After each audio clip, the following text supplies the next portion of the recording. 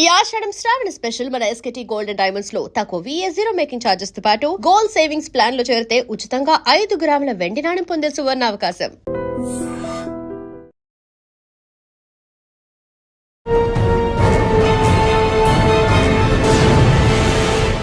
ఈ వారం మన గెస్ట్ తెలుగింటి ఆడపడుచు కేరళలో పనిచేస్తున్న కేరళ కిరణ్ బేడి అని పిలిపించుకునే మహిళా IPS ఆఫీసర్. పేరు అత్తలూరి హర్షిత గారు, IPS CMD state beverage commissioner.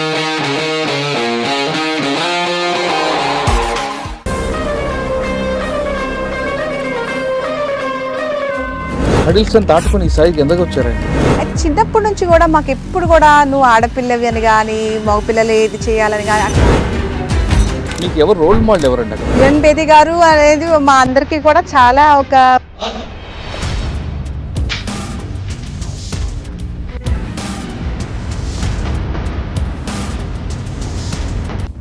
Governments కూడా అట్లాగే ట్రీట్ చేశారు. They took me as an officer. I wanted to be taken as an officer. Don't talk of me as a lady or a man. Nagaraju garu ఇద్దరిది arrange love. మేమిద్దరం కలిసి prepare అయ్యేవా అండి. పండగ ఉండదు, ఒక ఫంక్షన్ ఉండదు, ఏదైనా సరే డ్యూటీ ఫస్ట్ వస్తుంది. అమ్మ వాళ్ళు ఎవరు లేరు, ఎవరు లేకపోయేసరికి మా బాబు నేను ఒక పెద్ద ఫైర్ యాక్సిడెంట్ అయిందనమాట. ఇంకా hundreds of years standing dispute అండి. క్రిస్టియన్స్లోనే 2 సెక్ట్స్ అనమాట. వాళ్ళు 10,000 మంది కూడా చేరి ఇక్కడ మా సెక్రటేరియట్ మీదకి మార్చుకొచ్చారు. సరౌండ్ చేసి మా ఎస్ఐని కొట్టారు. కొడితే ఇంకా నేను అక్కడ స్పాట్లో ఉన్నా. ఇంకా మనం ఆలోచన చేసి లేదా that was a tricky matter. అది మా కేసు కాదు, బెంగళూరు బ్లాస్ట్ కేసు అనమాట. ఆయన అక్కడికి వెళ్ళి కూర్చుని ఒక సవాల్ విసిరాడు అనమాట. నేను ఎక్కడున్నానో పోలీసుకి తెలుసు కదా, నేనేం దాక్కులేను, మీరే రండి. సీరియస్ మ్యాటర్ అంటే ఒక హ్యూమన్ ట్రాఫికింగ్ కేసు అనమాట. అది నాకు చాలా పోలీసులో మనము ఒకటి ఎప్పుడు గ్రహించమండి. 17 ఏళ్ల అమ్మాయి అనమాట. తప్పు వయసు చెప్పి 18 అని చెప్పి ఆ అమ్మాయిని చాలా 100 మందికి పైగా అబ్యూస్ చేశారు. అంత చిన్న విమెన్ మిస్సింగ్ కేసు కూడా చాలా సీరియస్గా తీసుకుంటాం. మేజర్ అయినా సిబిఐలో వన్ థింగ్ అండి, ఎవిడెన్స్ ఏంటి అంటారు. అది ఎవరైనా కావచ్చు, అది ఫార్మర్ హోమ్ మినిస్టర్ కావచ్చు. హోటల్ ముందు నుంచి బయటకు వచ్చిన ఆయన కొంచెం దూరంగా వెళ్ళి బండి మీద వెళ్తున్నాడు. అక్కడ ఆయన చంపేశారు. 7 దొరికింది కానీ మర్డర్ అని ప్రూవ్ అయింది, కానీ ఎవరు చంపారని అర్థం కాదు. ఆ వ్యక్తిని ఏదో ఒక ఎడ్జ్ ఆఫ్ ద ఫారెస్ట్లో ఒక చిన్న పూరి గుడ్స్లో ఉన్నాడు. చూస్తాక మన సినిమాల్లో చూసినట్టే అనిపించింది ఆ క్రూరత్వం అనేది. ఇట్లా కళ్ళు ఇప్పుడు కూడా నాకు అసలు ఆ కళ్ళు ఎట్లా గుర్తున్నాయి. ఎందుకు చంపావు వీళ్ళని? ఊరికే చంపాను.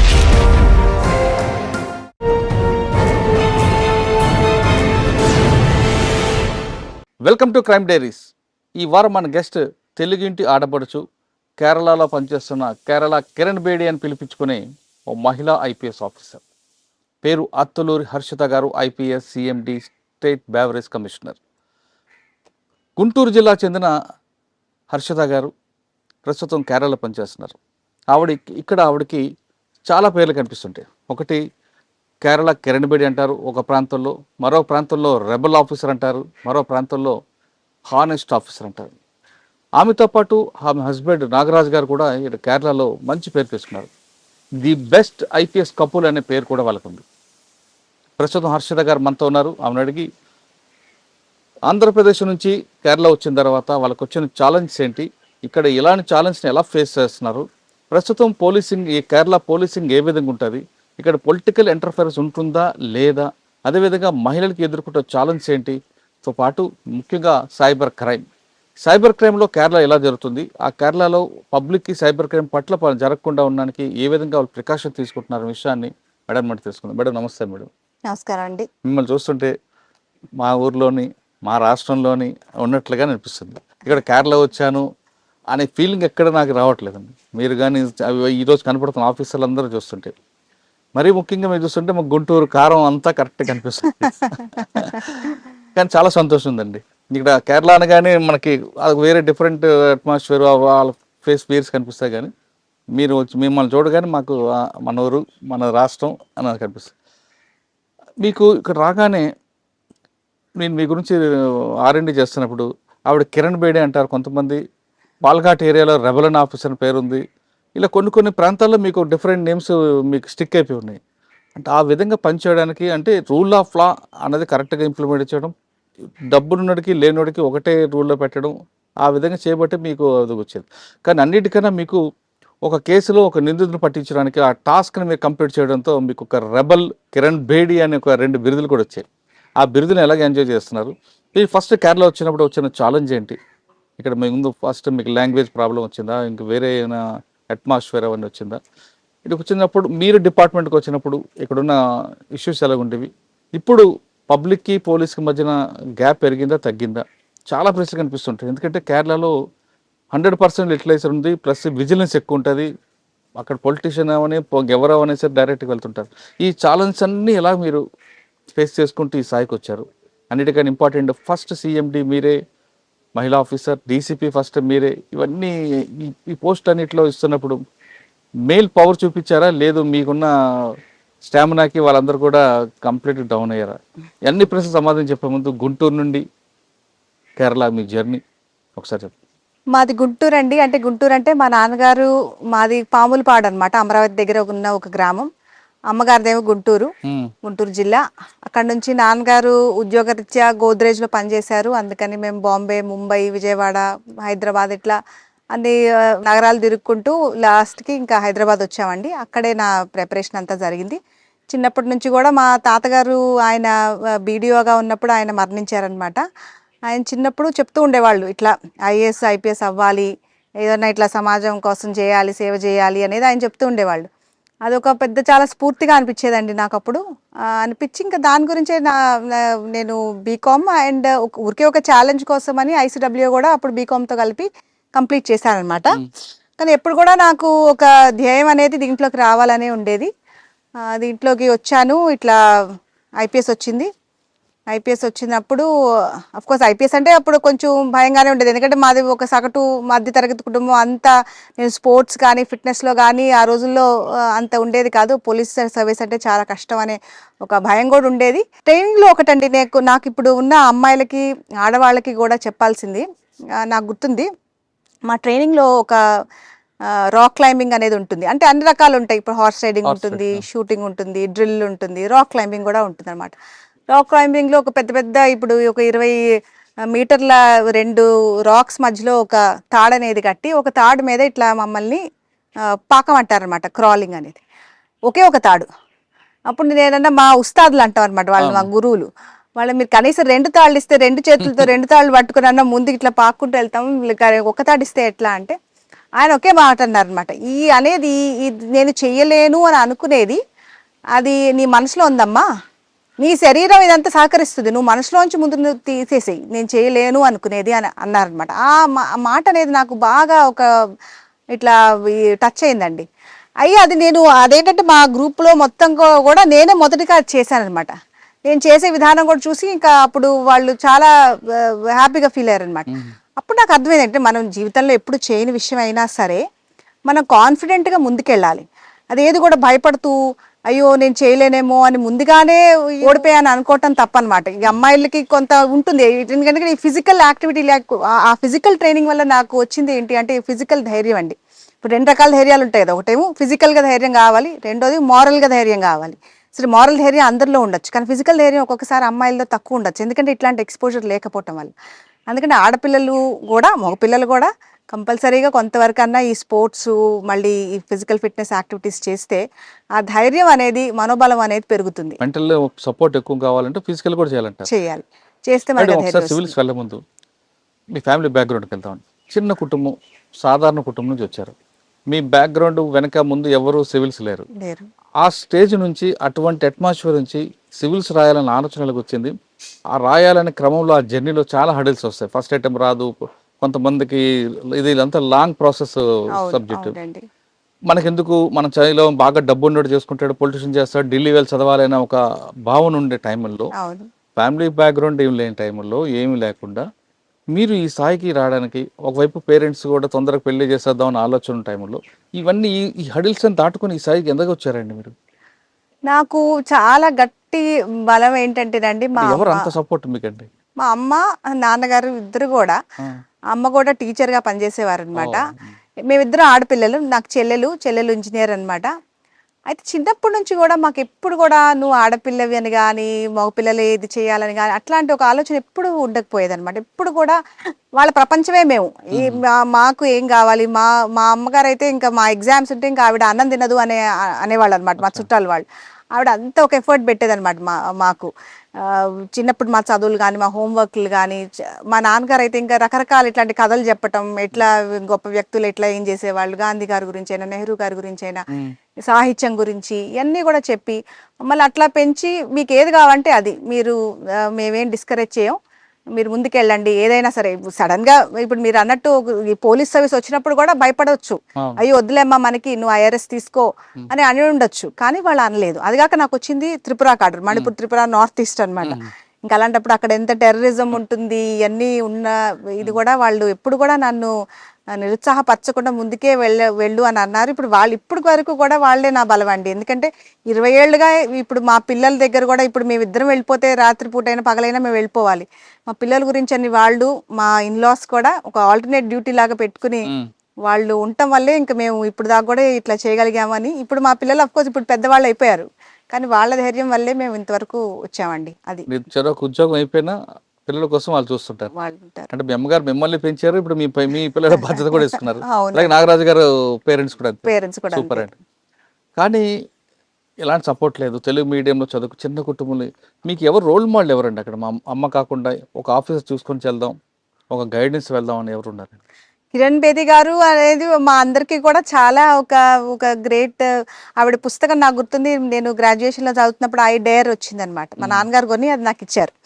ఇచ్చి చదవమన్నారు. అది చదివాను. చదివితేనే అసలు మనకి ఒక, ఎందుకంటే అది ఒక ఇది వచ్చేస్తుంది అనమాట. ఎందుకంటే మేమెంత ఐపీఎస్లో మేము చేస్తున్న ఆవిడ చేసింది వేరు, మేము చేసింది వేరండి. ఎందుకంటే ఆవిడ షీ వాజ్ అ పయనియర్. ఆ పయనియర్స్ పడే కష్టాలు ఇంకా చాలా ఉంటాయి అనమాట.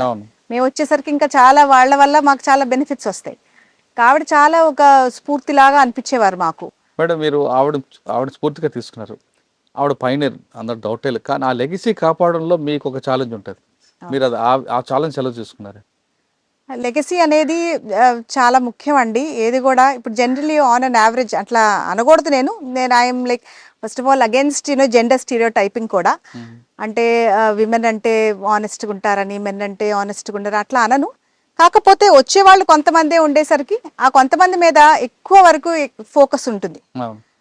ఒక విధంగా అది ప్లస్, ఒక విధంగా ఒక మైనస్ అని కూడా అనొచ్చు. అంటే మేము చేసే చిన్న పనులకు కూడా ఆహా చాలా బ్రహ్మాండంగా చేసేస్తున్నారు అని అనొచ్చు. కానీ రెండో వైపు ఈమె చేయగలదా చేయలేదా, ఈవెన్ అక్కడ పంపించగలమా పంపించలేమా అనేది కూడా ఒకటి ఉంటుంది. అలాంటప్పుడు నాకు కొల్లం డిస్ట్రిక్ట్ ఇచ్చారండి. యాక్చువల్లీ ఫస్ట్ పోస్టింగ్ అంటే నాది ఫస్ట్ ఏఎస్పీ పాలక్కాడ్. దాని గురించి ఒక మంచి స్టోరీ ఉంది, నేను చెప్తాను. పాలక్కాడ్ ఆ రోజుల్లో it was the biggest, one of the biggest sub divisions అనమాట. 12 పోలీస్ స్టేషన్స్ ఉండేవి పాలక్కాడ్ జిల్లాలో. ఏఎస్పీ షొర్నూర్గా నేను, మా వారేమో ఆయన ఏఎస్పీ అగలిలాగా. మేమిద్దరు ఒకసారి పాలక్కాడ్ రాకముందు మీరు త్రిపుర కేటర్కి వెళ్ళారు. నాగరాజు గారు ఇద్దరిది అరేంజ్ లవ్? మేమిద్దరం కలిసి ప్రిపేర్ అయ్యేవా అండి. ప్రిపేర్ అయితే ఇంకా నాకు ముందు వచ్చింది అనమాట. ఇంకా మాకు ఎంగేజ్మెంట్ కూడా అయిందనమాట. మా అమ్మ నాన్న వాళ్ళ అందరూ కూడా ఒప్పుకున్నారు. ఎందుకంటే మా ఫ్రెండ్స్ గ్రూప్ వల్ల వాళ్ళకి తెలిసి ఈయన బిహేవియర్ తర్వాత నా బిహేవియర్ నచ్చి మా పేరెంట్స్ రెండు వైపులో ఒప్పుకున్నారు. ఆయనకి ఇంకా అప్పటికి సర్వీస్ రాలేదు. ప్రపోజల్ ఎవరిదంటారు? నాకు తెలిసి నాగరాజు చెప్పుంటారు. Thank you. ఎందుకంటే చాలా దూకుడుగా ఉంటారు కదా. అవును, ఆయన జనరల్లీ ఎక్స్ట్రోవర్ట్, నేను జనరల్లీ ఇంట్రోవర్ట్ అనమాట. ఆయనే చెప్పారు. ఆయన ఇందులో లేదని ఏదో ఒకటి చెప్పేద్దామని చేస్తుంటారు నాకు తెలిసి. అని చెప్పగానే ఓకే అన్నారు మీరు? ఆలోచించారా? ఆలోచన చేశాను, తర్వాత ఓకే అన్నాను అంతా. కానీ అప్పటికి మీరు సర్వీస్లోకి వచ్చారు అంటే అప్పుడు లేదండి, అప్పుడు మేము ఇద్దరం ప్రిపేర్ అవుతున్నాం. కానీ మీకు ఛాన్స్ కొట్టారు, రాలేదు. రానతో మనకి ఎందుకు అనుకున్నారు? లేదు ఆయనలో నమ్మకం ఉంది, ఖచ్చితంగా సాధిస్తాడని ఒక కాన్ఫిడెన్స్ తీసుకొని మీరు ఓకే అన్నారా? అంటే అప్పుడు నేను ఓకే అన్న తర్వాతే నాకు వచ్చిందండి. ఆహా. అది కాక ఆయన మనస్తత్వం నాకు తెలుసు. ఇంకోళ్ళు అయితే ఇప్పుడు నాకు వచ్చేసరికి కొంత ఇప్పుడు ఒక ఇన్ఫీరియారిటీ కాంప్లెక్స్ ఫీల్ అవ్వచ్చు. ఆయన మనస్తత్వం చాలా ఎట్లా అంటే చాలా ప్లెయిన్ అండ్ మంచి మనస్తత్వం అన్నమాట. ఎప్పుడు కూడా బాగా అబ్జర్వ్ చేస్తాం, చిన్నపిల్లలాగే ఉంటారు చక్కగా, అంటే మనసులో ఒకటి బయట ఒకటి కనిపించదు. ఆయన కల్మషం ఉండదు. పోలీస్ ఆఫీసర్ లాగా కనిపించారండి.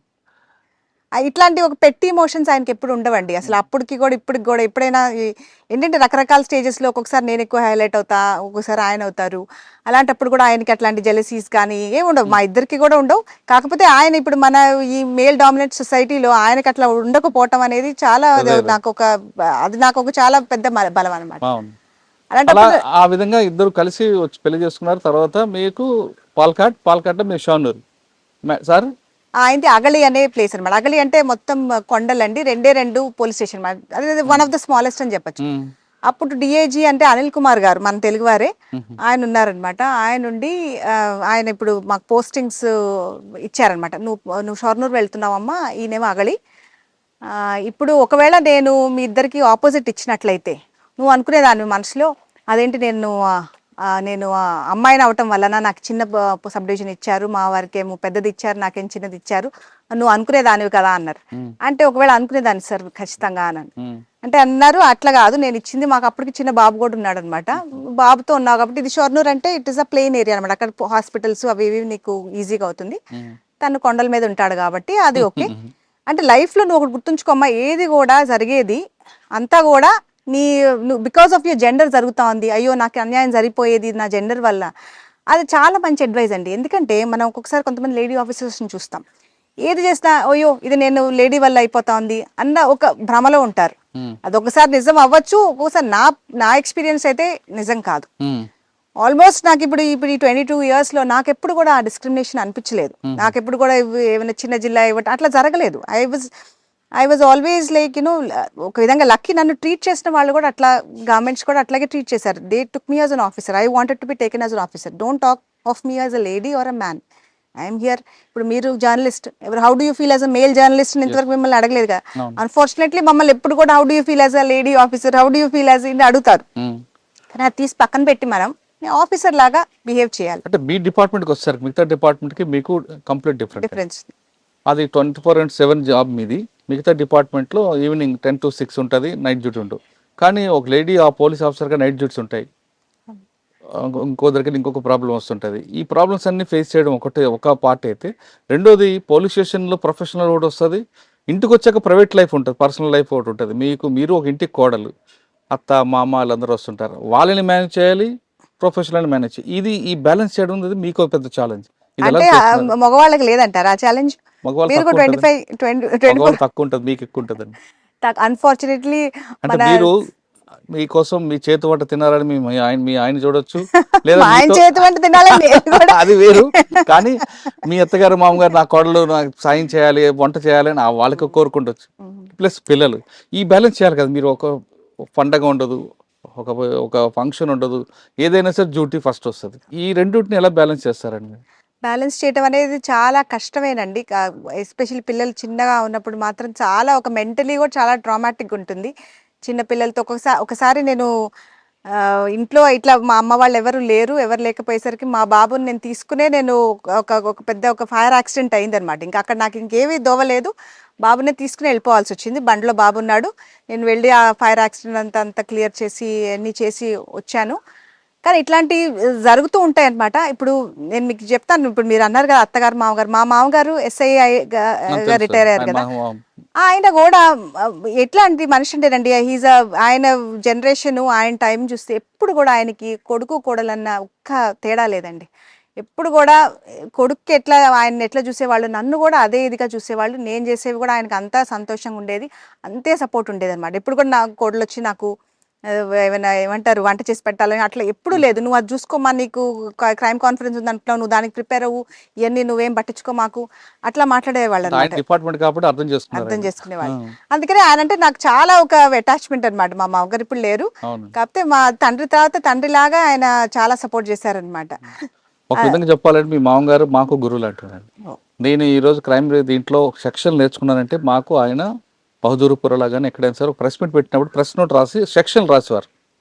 ఈ సెక్షన్ వల్ల ఈ కేసుకి ఈ సెక్షన్ ఇంప్లిమెంట్ అవుతుంది అని మాకు ఒక చెప్పాలంటే పిల్లర్. ఓ ఎక్సలెంట్ అండి, ఇది నాకు తెలియదు అసలు. ఓ చాలా సంతోషం. మేడం ఇంకో విషయం, పిల్లలు సార్ ఒక జిల్లా మీరు ఒక జిల్లా, పిల్లలు స్కూల్కి వెళ్తారు. చిన్నప్పుడు అంటే మీరు అత్తగారు మామగారు అమ్మగారు పెడతారు. పిల్లలు ఒక స్టేజ్కి వచ్చాక స్కూల్కి వెళ్ళాక ఆ రోజు పేరెంట్ టీచర్స్ మీటింగ్ ఉంటుంది, మమ్మీ వాళ్ళు వచ్చారు మీరు రారా, ఇటువంటి కూడా మీకు ఒక అది ఎమోషనల్ బాండింగ్ కొంచెం మిస్ అవుతాయేమో అన్న ఫీలింగ్ ఎప్పుడైనా వచ్చిందా? నేను ఇంతవరకు కూడా ఒక పీటీఎం మిస్ కాలేదండి, అది నేను గట్టిగా పెట్టుకున్నాను అనమాట. నేనైతే మిస్ కాను పిల్లలది, అట్లా గట్టిగా పెట్టుకుని ఒకవేళ బై ఛాన్స్ నేను లేకపోతే మా వారన్నా ఖచ్చితంగా వెళ్తారు, ఒక్కటి కూడా మిస్ కాలేదు. ఒకసారి నాకు గుర్తుంది, మాది పరేడ్ జరుగుతూ ఉందన్నమాట, మార్టర్స్ డే పరేడ్ ఉంటుంది కదా, దాంట్లో నేను కమిషనర్ లాగా ఉన్న అడిషనల్ కమిషనర్ ట్రివాండ్రం ఉన్నాను అనమాట. ఐ హ్యాడ్ టు లే ద రీత్. అది ఏంటంటే 10 నిమిషాల పనే, కానీ మాకు స్లాట్స్ ఇచ్చేవాళ్ళు అనమాట పీటీఎంలో. ఆ ఫస్ట్ స్లాట్ చేసి మా అమ్మాయిది అయిపోయిన తర్వాత వెళ్ళి రీత్ లే చేసి మళ్ళీ బండిలోకి పరిగెత్తుకుంటూ వచ్చి మళ్ళీ రెండో పీటీఎం అటెండ్ చేసి, థ్యాంక్ఫుల్లీ అది ఆన్లైన్ ఉంది, అప్పుడు కోవిడ్ టైం కాబట్టి ఆన్లైన్ ఉందన్నమాట. లక్కీలీ అది చేశాను. బట్ దట్ నేను చెప్పేది ఏంటంటే పిల్లలు మనల్ని చూస్తున్నారండి. ఇప్పుడు గృహిణుల కంటే కూడా ఇప్పుడు ఇట్లా బయటకు వెళ్ళి పని చేసి మనం ఇది చేసి, ఇంకో రూల్ నాకు చెప్తాను. నా రూల్ ఏంటంటే 6ంటికి ఇంటికి వచ్చేసేయాలి, 6ంటికి బయలుదేరిపోవాలి ఆఫీస్ నుంచి. సరే ఏమన్నా ఇంపార్టెంట్ ఇష్యూస్ వస్తే మనం ఏం చేయలేము, దాంట్లో ఆగిపోతాం. కానీ ఒక నెల రోజుల్లో ఎన్నెన్ని వస్తాయి మనకి, ఎక్కువ రావు. అది కాక ఆడవాళ్ళు అని అంటున్నారు కాబట్టి మీరు ఆడవాళ్ళు అంటారు, నేను చెప్పేది ఏంటంటే ఆడవాళ్ళు టైం వేస్ట్ చేయరేమో అని అనిపిస్తుందండి. మగవాళ్ళకి టైం ఉందని అనుకుంటారో మరి, సాయంత్రం వరకు 8-9 వరకు వెళ్తే చాలు. నాకు గుర్తుంది సిబిఐలో నేను మా వారిద్దరు పనిచేస్తున్నప్పుడు మేము వెనక్కి వచ్చేసేటప్పుడు ఒక ఫేర్వెల్ ఫంక్షన్ జరిగిందనమాట. దాంట్లో మా ఎస్పీ, మేము ఇద్దరం డిఐజీలో అప్పుడు మా ఎస్పీ మాట్లాడుతున్నాడు అనమాట. మాట్లాడితే ఆయన అన్నారు, ఇప్పుడు నాగరాజ్ సార్ దగ్గరికి వెళ్తే ఆయన కనీసం కూర్చోమంటారు, ఒక కప్ చాయ్ ఇస్తారు, బాగా మాట్లాడతారు. కానీ మేడం దగ్గరికి వెళ్తే డాక్టర్ దగ్గరికి వెళ్ళినట్టే, ఏంటి చెప్పండి ఏంటి 1 2 3 4 5 అంటున్నా, ఓకే 1 2 3 4 5 చేయమంటుంది మేడం, పంపించేస్తుంది అంటే ఇంకా మేము నవ్వుకున్నాం. కానీ అప్పుడు అది నిజం అనమాట. ఎందుకంటే we don't have time to waste, we have to finish it off. 6ంటికి రావాలి, మా పిల్లల హోంవర్క్ చూసుకోవాలి, మా పిల్లల ఎగ్జామ్స్ చూసుకోవాలి. పిల్లలిద్దరికి కూడా నేను ఎప్పుడు లేను అని అనిపించలేదండి. అది నేను అంటాం కాదు, మీరు వాళ్ళతో మాట్లాడితే నాకు అట్లాగే అంటారనిపిస్తుంది. నేను ఎప్పుడు కూడా వాళ్ళతో చాలా ఇన్వాల్వ్డ్గానే ఉన్నాను. మిస్ అయిపోతానేమో అన్న భయం వల్ల ఇంకా ఎక్కువ చేశాను అనిపిస్తుంది మరి నాకైతే. కానీ మీ గురించి కొంత వర్క్ చేసినప్పుడు, మీరు పేరెంట్ టీచర్స్ మీటింగ్కి వెళ్ళినప్పుడు, అంటే మీ గురించి కనుక్కున్న దీంట్లో వచ్చింది, పేరెంట్ టీచర్స్ మీటింగ్కి హర్షిత మేడం వస్తే నా పిల్లలు ఎలాగా చదువుతున్నారని అనకుండా నా పిల్లల డిసిప్లిన్ ఎలాగుంది అని అడుగుతారట. ఎందుకండి డిసిప్లిన్ అంటే వాళ్ళు మా పేరెంట్స్ పోలీస్ ఆఫీసర్ అన్న ఫీలింగ్ రాకుండా ఉన్నాక, లేదు మీ పిల్లల మీద కాన్ఫిడెన్స్ చదువుతారు బాగానే? చదవటం అనేది ముఖ్యమేనండి, కానీ దానికంటే ముఖ్యం అనేది ఒక డిసిప్లిన్ అనేది చాలా ముఖ్యం కదా. మా పిల్లలనే కాదు, నేను ఏ పిల్లలతో మాట్లాడటానికి వెళ్ళినా ముందు చెప్పే మాట నేను డిసిప్లిన్ అని. డిసిప్లిన్ అంటే ఏంటి మరి చెప్పండి. మనకి ఇష్టం లేని పని కూడా మనం చేయాలి, అదే డిసిప్లిన్. ఇష్టమైన పని అయితే మనం ఎవరు చెప్పకుండానే చేసేస్తాం. సో మనకి మంచిదైన విషయం అనేది జాగ్రత్తగా క్రమశిక్షణగా, మీరు అన్నట్టు ఈ ఎన్వైరన్మెంట్ లేకుండా ఒక యారగెన్స్ లేకుండా వినయంగా మనం చేసుకుంటూ పోవాలని, ఆ క్వాలిటీ ముందుంటే ఇంకా తర్వాత ఏ క్వాలిటీ కూడా అవసరం లేదండి. అది ఉంటే చాలు. నేను అనుకుంటా ఏ పిల్లలైనా డెఫినెట్గా సక్సెస్ఫుల్ అయిపోతారు. ఇందుకు కావాల్సింది డిసిప్లిన్ ఒక్కటి. అందుకే మీరు టీచర్స్కి ఎక్కువగా డిసిప్లిన్ ఉందని అడుగుతారు. మేడం పాలఘాట్కి వచ్చాం, పాలఘాట్ నుంచి మీ కెరీర్ స్టార్ట్ అయింది, చెప్పండి. అక్కడ పాలక్కాడ్లో ఎట్లా అంటేనండి, బాగా నేను ఫస్ట్ పోలీస్ స్టేషన్కి వెళ్ళాను. ఫస్ట్ పోలీస్ స్టేషన్కి వెళ్తే అది సడన్గా ఒకళ్ళు ఏడ్చుకుంటూ వచ్చారనమాట. ఏడ్చుకుంటూ వస్తే ఏమైందంటే మా అమ్మాయి చచ్చిపోయింది అని అన్నారు. చచ్చిపోయింది ఎందువలన ఏంటి అని చెప్పి వాళ్ళని అడుగుతుంటే, అది బేసికలీ ఆ రోజుల్లో ఇప్పుడు ఐపీసీ ఉన్నప్పుడు 498 306 అని అంటాం అనమాట. Dowry harassment, abetment to suicide అనమాట. మీకు అన్ని సెక్షన్స్ కూడా బాగా ఇప్పుడు బిఎన్ఎస్ కూడా అట్లా నేర్చేసుకుని ఉంటారు మీరు. ఇంకా బిఎన్ఎస్ రాలేదండి ఇంకా చెప్పండి. అయితే వెళ్ళినప్పుడు అది ఏంటంటే 498 306 అంటే అది బేసికలీ ఏఎస్పీ కేసు అనమాట. కంపల్సరీగా ఏఎస్పీ ఇన్వెస్టిగేట్ చేయాల్సింది. పెళ్లి ఎన్ని సంవత్సరాలు అయింది అప్పటికి 4 ఏళ్ళు అయింది. అయితే 304B వస్తుంది కదా డౌరీ. 304B అంటే ఆ డౌరీ ఉందో లేదో మాకు తెలియదు అప్పటికి. డౌరీ ఉంటే 304B. 498 అంటే దేని వల్ల డౌరీ కాకపోయినా మామూలు డ్రింకింగ్ బీటింగ్ అప్ అయినా సరే 306 అనమాట. So 498 306 case 306 abetment of suicide, 304B dowry. అయితే మరి ఇది నా కేసే కదా అని చెప్పి నేనే ఎఫ్ఐఆర్ రాస్తానని వాళ్ళు వచ్చి ఏం పర్వాలేదు మేడం మేము రాసిస్తాం, మీరేం భయపడదు, మేము రాస్తాం అంటే కాదు కదండి నేను నేర్చుకోవాలి అని చెప్పి నేను రాశాను. అదే అట్లా సొంతగా రాయటం అనేది చాలా ముఖ్యం అండి. ఎందుకంటే మనం ఇంకోటి రాసింది మనం సంతకం పెట్టాం అనుకోండి, అది మొత్తం మనకి అసలు తెలియవు. ఇన్ని మామూలుగా చదివిన తర్వాత అర్థమవుతుంది, కానీ దీంట్లో ఏం మెళుకలు ఉంటాయి, ఎలా రాయాలి, ఇవన్నీ కూడా నెమ్మదిగా అఫ్కోర్స్ వాళ్ళు 15 నిమిషాల్లో రాయగలిగింది నేను 2 గంటలు చెప్పి రాశాను. రాసి ఇంకా మేము పైకి అది ఒక కొండ మీదకి ఎక్కెళ్ళాలన్నమాట. ట్రెక్కింగ్ చేసుకుంటూ వెళ్ళాం. అక్కడికి వెళ్తే ఇంకా అమ్మాయి పాపం హ్యాంగింగ్లో ఉందన్నమాట. ఇది ఫస్ట్ టైం నాకు ఇప్పుడు ఇట్లా ట్రైనింగ్ లో ఒకసారి మమ్మల్ని పోస్ట్ మార్టం తీసుకెళ్తారు, అదే ఇంకా చాలా భీకరమైన ఎక్స్పీరియన్స్ అనిపిస్తుంది. ఇప్పుడు ఫస్ట్ టైం ఇట్లా ఒక అమ్మాయి పాపం అట్లా కట్టేసి ఉంది, ఆమె హ్యాంగ్ చేస్తా ఉంది. ఇంకా ఆ శవాన్ని అనేది మేము కిందకి దించాలి, కిందకి దించి ఇంకా ఇన్క్వెస్ట్ అవి చేయాలి. ఇన్క్వెస్ట్ చేయటం కూడా ఇంకా ఒక పాపం ఆ డిగ్నిటీ అంతా పోతుంది కదండి. ఇదంతా అయిన తర్వాత ఇంకా ఎన్ని చూసుకుని ఇది వచ్చిన తర్వాత ఇంకా ఆ ఎవిడెన్స్ తీసుకుంటూ కూడా సొసైటీలో ఎట్లా అనేది నాకు అర్థమైంది అనమాట. ఇప్పుడు మేము పేరెంట్స్ అయితే హస్బెండ్ హ్యారెస్ చేశాడు అంటాడు, హస్బెండ్స్ పేరెంట్స్ ఏమంటారు మా అబ్బాయి మంచివాడు అంటారు. ఇంకా మన నైబర్స్ని రిలేటివ్స్ని ఇట్లా కొంచెం విట్నెసెస్ని అడగాలి. అడిగితే వాళ్ళు అంటారు కొట్టేవాడండి, దాంట్లో ఏముంది, భర్త కొంటే కొడతాడు కదా, దాంట్లో పెద్ద ఏం లెక్క కాదు కదా, అది కామన్ కదా. అదేంటి ఇది, నేను ఇప్పుడు కేరళలో నిలబడి ఉన్నాను, కేరళ సపోజెడ్లీ వెరీ ఎడ్యుకేటెడ్ సొసైటీ, ఇలాంటి మాటలు ఒకవేళ ఆంధ్రాలో వింటే నాకు అంత షాక్ అయ్యేది కాదు. కానీ ఇక్కడ ఈ మ్యాట్రిలీనియల్ మేట్రియాకల్ ఎన్ని మొదలు చెప్పే వీళ్ళ సొసైటీలోనే ఇట్లా ఉంది అంటే it was a big shock అనమాట. ఇంత ఈజీగా చెప్తున్నారు. ఆ పిల్ల పాపం ఆ హారాస్మెంట్ భరించలేక చచ్చిపోయింది, కొట్టేవాడు పర్వాలేదు ఏముంది గొప్ప అనేది. సో దట్ వాజ్ ఒక ఐ ఓపెనర్ అండి. మనం అనుకున్నట్టు కాదు, కేరళ సొసైటీలో కూడా చాలా ఇట్లాంటి ఇష్యూస్ ఉన్నాయని. That was the first case I investigated. FIR నుంచి ఛార్జ్ షీట్ వరకు రిమాండ్ రిపోర్ట్ అంతా కూడా అది అఫ్కోర్స్ మంచి ఒక శిక్ష కూడా పడింది అతనికి. So that was a good first case and a good experience. DCP law and order Trivandrum అండి, క్యాపిటల్ సిటీ. అప్పుడు ఇంకా హోమ్ మినిస్టర్ గారు ఆయనే పర్సనల్గా సెలెక్ట్ చేసి నన్ను పెట్టారనమాట. అఫ్కోర్స్ అప్పుడు ఒక పెద్ద ఇదైంది అనమాట, ఏంటంటే ఫస్ట్ ఉమెన్ డీసీపీ ఇది అది అని. అప్పుడు మాకు ఇప్పుడు ఇంకా ట్రివాండ్రం చాలా కూల్ అయిందని, ఆ రోజుల్లో చాలా బాగా వైలెన్స్ ఎక్కువ ఉండేది అనమాట. ఏవి కూడా అక్కడ సెక్రటేరియట్ అన్నీ ఉంటాయి కదా. ఇప్పుడు క్యాపిటల్ సిటీ అంటే మొత్తం సెక్రటేరియట్ ఉంది, అసెంబ్లీ ఉంటుంది, దానికి బాగా స్ట్రాంగ్ ఇది ఉంటుంది అనమాట. అయితే అప్పుడు ఏమి జరిగిందంటే ఇక్కడ సెంట్రల్ కేరళలో ఒక long standing 100s of years standing dispute అండి. క్రిస్టియన్స్లోనే 2 సెక్ట్స్ అనమాట. వాళ్ళల్లో మధ్యలో వాళ్ళ ఈ గొడవలు అవి ఇవి జరుగుతూ ఉండేవి. గొడవలు జరుగుతూ ఈ చర్చెస్ మీద గొడవల మీద వాళ్ళు ఒక 10,000 మంది కూడా చేరి ఇక్కడ మా సెక్రటేరియట్ మీదకి మార్చుకొచ్చారనమాట. 10,000 సంఖ్య. దాన్ని లీడ్ చేసేది ఎవరు, ఈ బిషప్స్ ఇట్లాంటి వాళ్ళందరూ అనమాట. వాళ్ళు అప్పుడు నేను డీసీపీ, ఇంకా ఫుల్ 10,000 మంది వస్తున్నారంటే మన చాలా పెద్ద బందోబస్తు ఉంటుంది. ఆ బందోబస్తు అంతా చేశాము. అంతా చేసి ఇంకోటి ఏంటంటే వీళ్ళకి కొంచెం ఒక పేరు కూడా ఉందన్నమాట, వీళ్ళు బాగా కొద్దిగా వైలెన్స్ క్రియేట్ చేస్తారని. దానికోసం అన్ని అరేంజ్మెంట్స్ చేసి ఇంకా జనరలీ ఇప్పుడు సీనియర్ ఆఫీసర్స్ వాళ్ళతో మాట్లాడతారు కూడా, అప్పుడు డీసీపీ లెవెల్ కాదు, బాగా ఇంటెలిజెన్స్ ఏడీజీపీలు వీళ్ళందరూ మీరేమి గొడవలు చేయొద్దు అది ఇది మాట్లాడతారు. వాళ్ళు ఓకే అని అన్నారట. అవన్నీ మనకు తర్వాత తెలిసినవి. కానీ వచ్చి అప్పుడు ఇంకా వాళ్ళు మా ఎస్ఐని సరౌండ్ చేసి మా ఎస్ఐని కొడితే ఇంకా నేను అక్కడ స్పాట్లో ఉన్నా.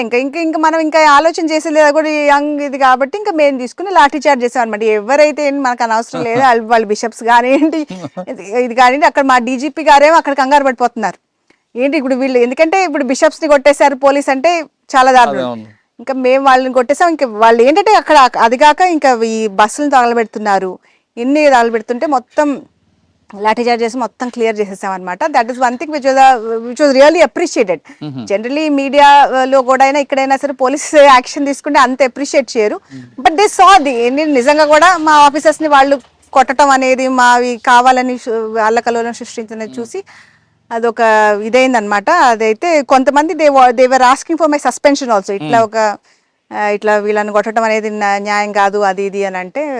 బట్ అగైన్ అప్పుడు ఆ హోమ్ మినిస్టర్ గారే అన్నారు, నాకు తెలిసింది ఆ అమ్మాయి చూపించినంత ధైర్యం అసలు మీరు ఎవరు చూపించలేరు కదా, ఇంకా మీరు ఇంకెందుకు మాట్లాడుతున్నారు, ఇంక మాట్లాడొద్దు అని అన్నారండి.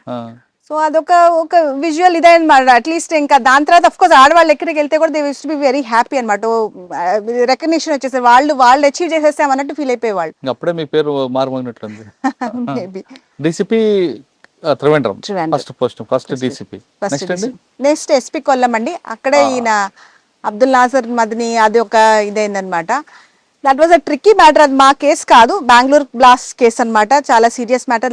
లష్కరే తోయబా అవును టెర్రరిస్టులు ఉన్న మ్యాటరు. ఆయన ఇప్పుడు ఇతని మీద ఒక వారెంట్ అనేది వారెంట్ ఇష్యూ చేసింది అన్నమాట. కోర్టు ఇష్యూ చేస్తే బెంగళూరు పోలీస్ వచ్చి మాకు వారెంట్ ఇష్యూ చేయాలి, మేము ఎగ్జిక్యూట్ చేయాలి, మాకు సపోర్ట్ కావాలి. మామూలుగా ఎవరు వారెంట్ సపోర్ట్ అంటే ఏముంది, మనం ఒక ఎస్ఐ 2-3 పంపిస్తాం అయిపోతుంది. కానీ ఈయనది ఇప్పుడు అబ్దుల్ నాసర్ మద్ని హోమ్ డిస్ట్రిక్ట్, ఆయన ఒక పీడీపీ పార్టీకి leader who was supporting the government on both the sides. ఇప్పుడు మాకు ఎల్డీఎఫ్ యూడీఎఫ్ ఆయన సపోర్ట్ చేయడం, అటు చేసేవాడు ఇటు చేసేవాడు. ఆయన చాలా ఒక స్ట్రాంగ్ బలగం ఉందన్నమాట అక్కడ. అదిగాక ఏంటంటే ఆయన అన్వార్ షేరి అనే చోట్ల ఆయన ఒక అనాథాశ్రమం నడిపేవాడు. ఆ అనాథాశ్రమంలో చాలా ఒక 150 మంది వరకు, ఒక 5 ఏళ్ళు 6 ఏళ్ల నుంచి 15-16 ఏళ్ల వయసున్న పిల్లలు అందరూ ఉన్నారనమాట. అయితే ఆయన ఇట్లా వచ్చింది బెంగళూరు పోలీసుని తెలియగానే వెళ్ళి అక్కడ కూర్చున్నాడు. ఇప్పుడు మాకు ఇదేంటంటే ఇప్పుడు మేము యాక్షన్ తీసుకుంటే పిల్లలకి ఏమి జరగకూడదు, హాని జరగకూడదు. రెండోది ఆయన ఏది జరిగినా ఇప్పుడు ఎలాంటి విజువల్ లోపల నుంచి బయటకు వచ్చినా అది కమ్యూనల్ రైట్స్లోకి వెళ్ళిపోతుంది. అది చాలా ఒక సీరియస్ మ్యాటర్ అవుతుంది. అది కాక ఈజ్ అ టెర్రరిస్ట్. 3 యాంగిల్స్ ఉన్నాయన్నమాట. ఆయన అక్కడికి వెళ్ళి కూర్చుని ఒక సవాల్ విసిరాడు అనమాట. నేను ఎక్కడున్నానో పోలీసుకి తెలుసు కదా, నేనేం దాక్కులేను, మీరే రండి, మీరే వచ్చి నన్ను తీసుకెళ్ళండి అని. సో అది మాకు ఛాలెంజ్ ఇచ్చాడు ఆయన. ఛాలెంజ్ ఇస్తే ఇంకా మేము కూర్చుని, అప్పుడు మా ఐజీ గారు ఉండేవాళ్ళు, హేమచంద్రన్ గారు అని. ఆయన చాలా కామ్ మనిషి అనమాట. నాకు కరెక్ట్ ఆపోజిట్. నేను ప్రతి దాంట్లో ఎక్సైట్ అయిపోతాను, ఆయన కామ్గా ఓకేనమ్మా ఇప్పుడు వచ్చింది సార్, మనం ఎగ్జిక్యూట్ చేయాల్సిందే కదా సార్, ఎట్లా సార్ టెర్రరిస్ట్ అయినా అది ఇది అంటే, అవును నిజమే చేయాల్సిందే, నువ్వు అన్నది కరెక్టే, కాకపోతే మనం చేసేది ఎవరికి కూడా హాని కలగకూడదు, మన స్టేట్లో మళ్ళీ రైట్స్ కాకూడదు. ఎందుకంటే ఒకసారి ఏమైనా ఇష్యూ అయ్యి మొత్తం ఇంకా నువ్వు ఇక్కడ ఒక ఇష్యూ వల్ల మనం మొత్తం చేయకూడదు, మనం కరెక్ట్గా ప్లాన్ చేద్దాం. ప్లాన్ చేసి 2 రోజులైనా 3 రోజులైనా, లాస్ట్గా 6 రోజులు పట్టింది మాకు. కానీ మనం ప్లాన్ చేసి మొత్తం ఇంకా ఒక బందోబస్తు ప్లాన్ వేసాం. ఆ మొత్తం ప్లాన్స్ తెప్పించాం అనమాట. ఈ ఆర్ఫనేజ్ డే ఎట్లా ఎంట్రీ ఎక్కడి నుంచి చేస్తాం, ఇంకా ప్రాపర్ ఒక ఆపరేషన్ అంతా చేసి ఎక్కడెక్కడ టీమ్స్ ఉంటాయి వాళ్ళందరికీ బ్రీఫింగ్ అవి చేసి రెడీగా ఉండి ఫస్ట్ టైం మా వెహికల్ అక్కడికి వెళ్ళగానే ఏం చేశారు వీళ్ళు, ఆర్ఫనేజ్ నుంచి కూడా ఒక పెద్ద శబ్దం చేసేవాళ్ళు అనమాట. ఇంకా చుట్టుపక్కల ఉన్న వాళ్ళందరూ ఈయన సపోర్టర్స్, చుట్టుపక్కల వాళ్ళందరూ 5-6 వేల మంది వచ్చి జాయిన్ అయిపోయి ఇంకా అక్కడ గొడవ అనమాట. ఇంక ఇట్లా కాదు, ఇంకా మనకి మ్యాన్ పవర్ కావాలి, వీళ్ళందరినీ ఫస్ట్ మేము ఫస్ట్ ఎక్స్పెక్ట్ చేయలేదన్నమాట ఇట్లా వస్తారని. సరే మళ్ళీ మేము వెనక్కి వెళ్ళి మళ్ళీ అంతా చేసుకుని నెక్స్ట్ డే వెళ్ళి ఇంకా మొత్తం అక్కడ కూడా బాగా లాఠీ చార్జ్ చేయాల్సి వచ్చింది. మళ్ళీ టియర్ గ్యాస్ యూస్ చేసాము, ఇవన్నీ కూడా యూస్ చేసి ఇంకా ఫైరింగ్ అంటే రబ్బర్ బుల్లెట్స్ వీటితో ఫైరింగ్ చేసి అంతా క్లియర్ చేసామన్నమాట. క్లియర్ చేసి దాని తర్వాత మేము నోటీసులు పంపించాము. ఎవరైతే ఇట్లా పోలీస్ ఇది చేస్తారో they will also be like involved in the crime అన్నట్టు, మీరు పోలీస్ యాక్షన్ని ఇది చేస్తే అని చెప్పి మొత్తం నోటీసులు అన్నీ ఇంకా ఈయనకి ఉన్న సపోర్టర్స్ వీళ్ళకి అన్నీ పంపించేసి అతికిచ్చేసి తర్వాత నెక్స్ట్ డే మళ్ళీ 144 చేసామన్నమాట. ఇంకెవ్వరు బయటికి రాకూడదు. 144 చేసి క్లియర్ చేసిన తర్వాత ఇంకప్పుడు నెమ్మదిగా వెళ్ళి adequate number of women police ఇదంతా వెళ్ళి లోపలికి వెళ్ళి ఆయన థ్యాంక్ఫుల్లీ అక్కడ మేము ఎక్స్పెక్ట్ చేసామన్నమాట. కానీ అక్కడ జరగలేదు. ఈయన మళ్ళీ వేరే చోట్ల బాగా కొంచెం వైలెన్స్ చేశాడు. కానీ పోలీసు బందోబస్తు బాగా ఉండటం వల్ల ఇటు ఒకవైపు నుంచి ఆయన మళ్ళీ 2 వైపులా ఉన్నాయన్నమాట. ఒక ఎన్హెచ్ వైపు నుంచి తీసుకెళ్తాం, అక్కడ అల్లకల్లం చేసి ఆయన దించేద్దాం అనుకున్నారు వాళ్ళు. కానీ మేము సీక్రెట్గా ఆయన వెనక నుంచి తీసుకెళ్ళిపోయాం అనమాట. ఇంకెవరికి తెలియకుండా, ఎక్కడికి వెళ్తున్నాడో ఆయన తెలియకుండా ఎయిర్పోర్ట్కి చేర్చేసి అక్కడ నుంచి వాళ్ళు తీసుకెళ్ళిపోయారు. ఇంకా అది కూడా ఒక విజువల్ ఇదిలాగా చెప్పొచ్చు మనం. అంటే మీరు ఫస్ట్ ఎవరి టార్గెట్ టచ్ చేయకుండా చుట్టూ అందరినీ లిఫ్ట్ చేశారు. ఫస్ట్ వాళ్ళందరూ కేసులు కట్టి కోర్టు చుట్టూ తిరిగేలా చేశారు. తర్వాత సింపుల్ గా లిఫ్ట్ చేశారు. కొంతమంది ఆఫీసర్లు ఇమీడియట్ గా కొంచెం మజిల్ పవర్ చూపిస్తారు, అది చేయకుండా మీరు బ్రెయిన్ పవర్ వాడారు. అంటే నా బ్రెయిన్ పవర్ కాదు, అది ఐజీ గారు నన్ను కూల్ చేయటం వల్ల అనమాట. లేకపోతే నేను అప్పటికప్పుడు వెళ్ళి ఆయన పట్టుకొచ్చేద్దాం అని అనుకుంటున్నా. కానీ that was the right way to do it. ఎందుకంటే మనం వైలెన్స్ ఎంత కొంచెం చూపించినా అక్కడ పిల్లలకి ఏమన్నా జరిగితే మళ్ళీ అది మనకి అది ఇష్యూస్ అవుతాయి. మనం కొల్లంలో ఒక సీరియల్ మర్డర్ కేసు ఉందండి. అది దట్ వాజ్ అ వెరీ దాంట్లో మాకు ఒక మర్డర్ జరగగానే, ఆ రోజుల్లో మర్డర్స్ కూడా ఎక్కువ ఉండే అనమాట కేరళలో. ఇప్పుడు మర్డర్ రేట్ చూస్తే it's almost 1/5 which is a very good thing. ఆ రోజుల్లో అట్లీస్ట్ 4-5 మర్డర్స్ ఉండేవి కొల్లం డిస్ట్రిక్ట్లో. బట్ ఇదేంటంటే దీంట్లో ఒక ఆయన ఒక హోటల్ ముందు నుంచి బయటకు వచ్చిన ఆయన కొంచెం దూరంగా వెళ్ళి బండి మీద వెళ్తున్నాడు. అక్కడ ఆయన చంపేశారు, బండి మీద ఉన్నప్పుడే చంపేశారు. కానీ అసలు మాకు అసలు ఇతనికి ఎందువల్ల ఈయన చంపారు, అసలు ఈయనకి ఏంటి ఎనిమిటీ అనేది ఏంటి కూడా అనేది మాకు అసలు అర్థం కాలేదు. ఎందుకు మొత్తం ఆయన హిస్టరీ మొత్తం వెతికామన్నమాట. అసలు ఈయన చనిపోయిన ఆయన జనరలీ మాకు 99% కూడా మనకి వెంటనే తెలిసిపోతుంది కదా, ఈయన ఆయన చెప్పారు, విట్నెసెస్ ఉంటారు, అవన్నీ పెద్ద ప్రాబ్లం ఉండదు. 7 దొరికింది కానీ మర్డర్ అని ప్రూవ్ అయింది కానీ ఎవరు చంపారని అర్థం కావట్లేదు. ఆ రోజుల్లో డెడ్ బాడీ ఎవరిదని తెలిసింది ఆయన ఐడెంటిఫై చేసిన తర్వాత, ఎందుకంటే ఆయన లోపల వాలెట్ అవి ఉండే, అడ్రస్ ఉన్నది. సో ఆయన ఐడెంటిఫై చేసిన తర్వాత ఆయన హిస్టరీ మొత్తం చూస్తే ఆయనకి హాని తలపెట్టిన వాడు ఎవరు కూడా లేడు. అసలు ఒక మోటివ్ లేదు. పోనీ ఏమైనా డబ్బులు అన్నా రాబరీ అని అంటే ఆయనకున్న డబ్బులు కూడా అట్లాగే ఉన్నాయి. ఏమి పోలేదో అర్థం కావట్లేదు మాకు. క్లీన్గా జస్ట్ ఇట్లా ఒక కట్ ఉందన్నమాట, పడిపోయి ఉన్నాడు. ఒక 50-year-old మ్యాన్. ఇది మేము ఇంకా ఇన్వెస్టిగేట్ చేస్తున్నా. ఆ రోజుల్లో సీసీటీవీ కెమెరాలు కూడా ఉండే కావు, సెల్ ఫోన్లు ఉండేయండి.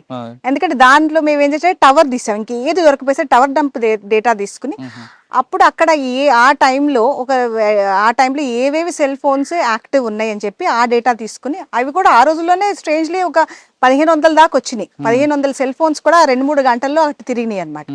తిరిగేసరికి అవన్నీ తీసుకుని ఒక్కొక్కటి తీసుకుని ఇంకా పెయిన్స్ టేకింగ్ గా చూస్తున్నాం అనమాట. ఇది ఎవరు వచ్చింది ఏంటి అనేది. ఒక్కొక్క మనిషిని మరి తీసుకుని నువ్వా కాదా అంటే ఇంకా 1500 మందిని మీరు ఆలోచన చేయండి ఎంత పని అనేది. ఇది చేస్తున్నా 4 రోజులు అయింది. ఇంకా మాకు కేరళలో ఇట్లాంటివి ఏమైనా అన్డిటెక్టెడ్ కేసెస్ వస్తే చాలా ప్రెషర్ వస్తుంది, మీడియా నుంచి వస్తుంది, సీనియర్ ఆఫీసర్స్ కూడా అడుగుతారు ఏమైంది మా దాంట్లో కాలేదా, ఇంకా కాలేదా. మా మీద చాలా ప్రెషర్ ఉంది అనమాట, ఎందుకు మనం కనుక్కోలేకపోతున్నాం. ఆ టైంకి మళ్ళీ ఒక 30 ఏళ్ల వ్యక్తి మళ్ళీ రెండోసారి మళ్ళీ ఇట్లాగే సెకండ్ మర్డర్ దొరికేసరికి ఫస్ట్ ఈ 2 కూడా కొంచెం దూరమే, ఈ 2 సబ్ డివిజన్స్ అనమాట, కానీ 2 సేమ్ డిస్ట్రిక్ట్. ఇంకా అది వెతుకుతున్నాం. ఇంకా ఇదేంటి మళ్ళీ రెండోది కూడా ఇట్లా అన్డిటెక్టెడ్ అయ్యింది ఎట్లా అని చెప్పి మళ్ళీ ఇంకా అన్ని దాంట్లో కూడా ఇట్లాగే మోటివ్ అర్థం కావట్లేదు. సో అగైన్ మేము టవర్ డేటా చూసేసరికి ఈ రెండిట్లో ఒక number luckily for us common వచ్చిందండి. ఇంకా ఒక నంబర్ కామన్ వస్తే ఆ కామన్ నంబర్ అది చూసి ఇంకా దాని పేరు అవి చూస్తే కూడా ఆ పేరు తీసుకుని మేము ఒక చోటుకి వెళ్తే కూడా అది ఒక డెడ్ ఎండ్ అయింది అనమాట. Because that person had no connection to this. ఇంకా అగైన్ మేము మళ్ళీ సేమ్ నంబర్ దొరికినా వీఆర్ నోవేర్ అయ్యేసరికి, కాకపోతే ఐఎంఈఐ నంబర్ ఉంటుంది కదా, ఆ ఐఎంఈఐ నంబరు ఏదైతే ఈ 2 ఫోన్స్లో ఉన్నదో ఒకసారి ఆ థర్డ్ ఈ మేము అది పంపించామన్నమాట. ఒకవేళ ఈ ఐఎంఈ నెంబర్ మళ్ళీ ఎవరైనా వాడితే మాకు ఇన్ఫర్మేషన్ రావాలి. ఆ ఐఎంఈఐ నెంబర్లోనే వేరే ఒక సిమ్ కార్డ్ పెట్టి ఆన్ అయింది అని తెలిసిందనమాట. ఆన్ అయిందని తెలిసి ఇంకా ఆ వ్యక్తిని ఇంకా మేము ఫాలో చేస్తున్నాం అనమాట.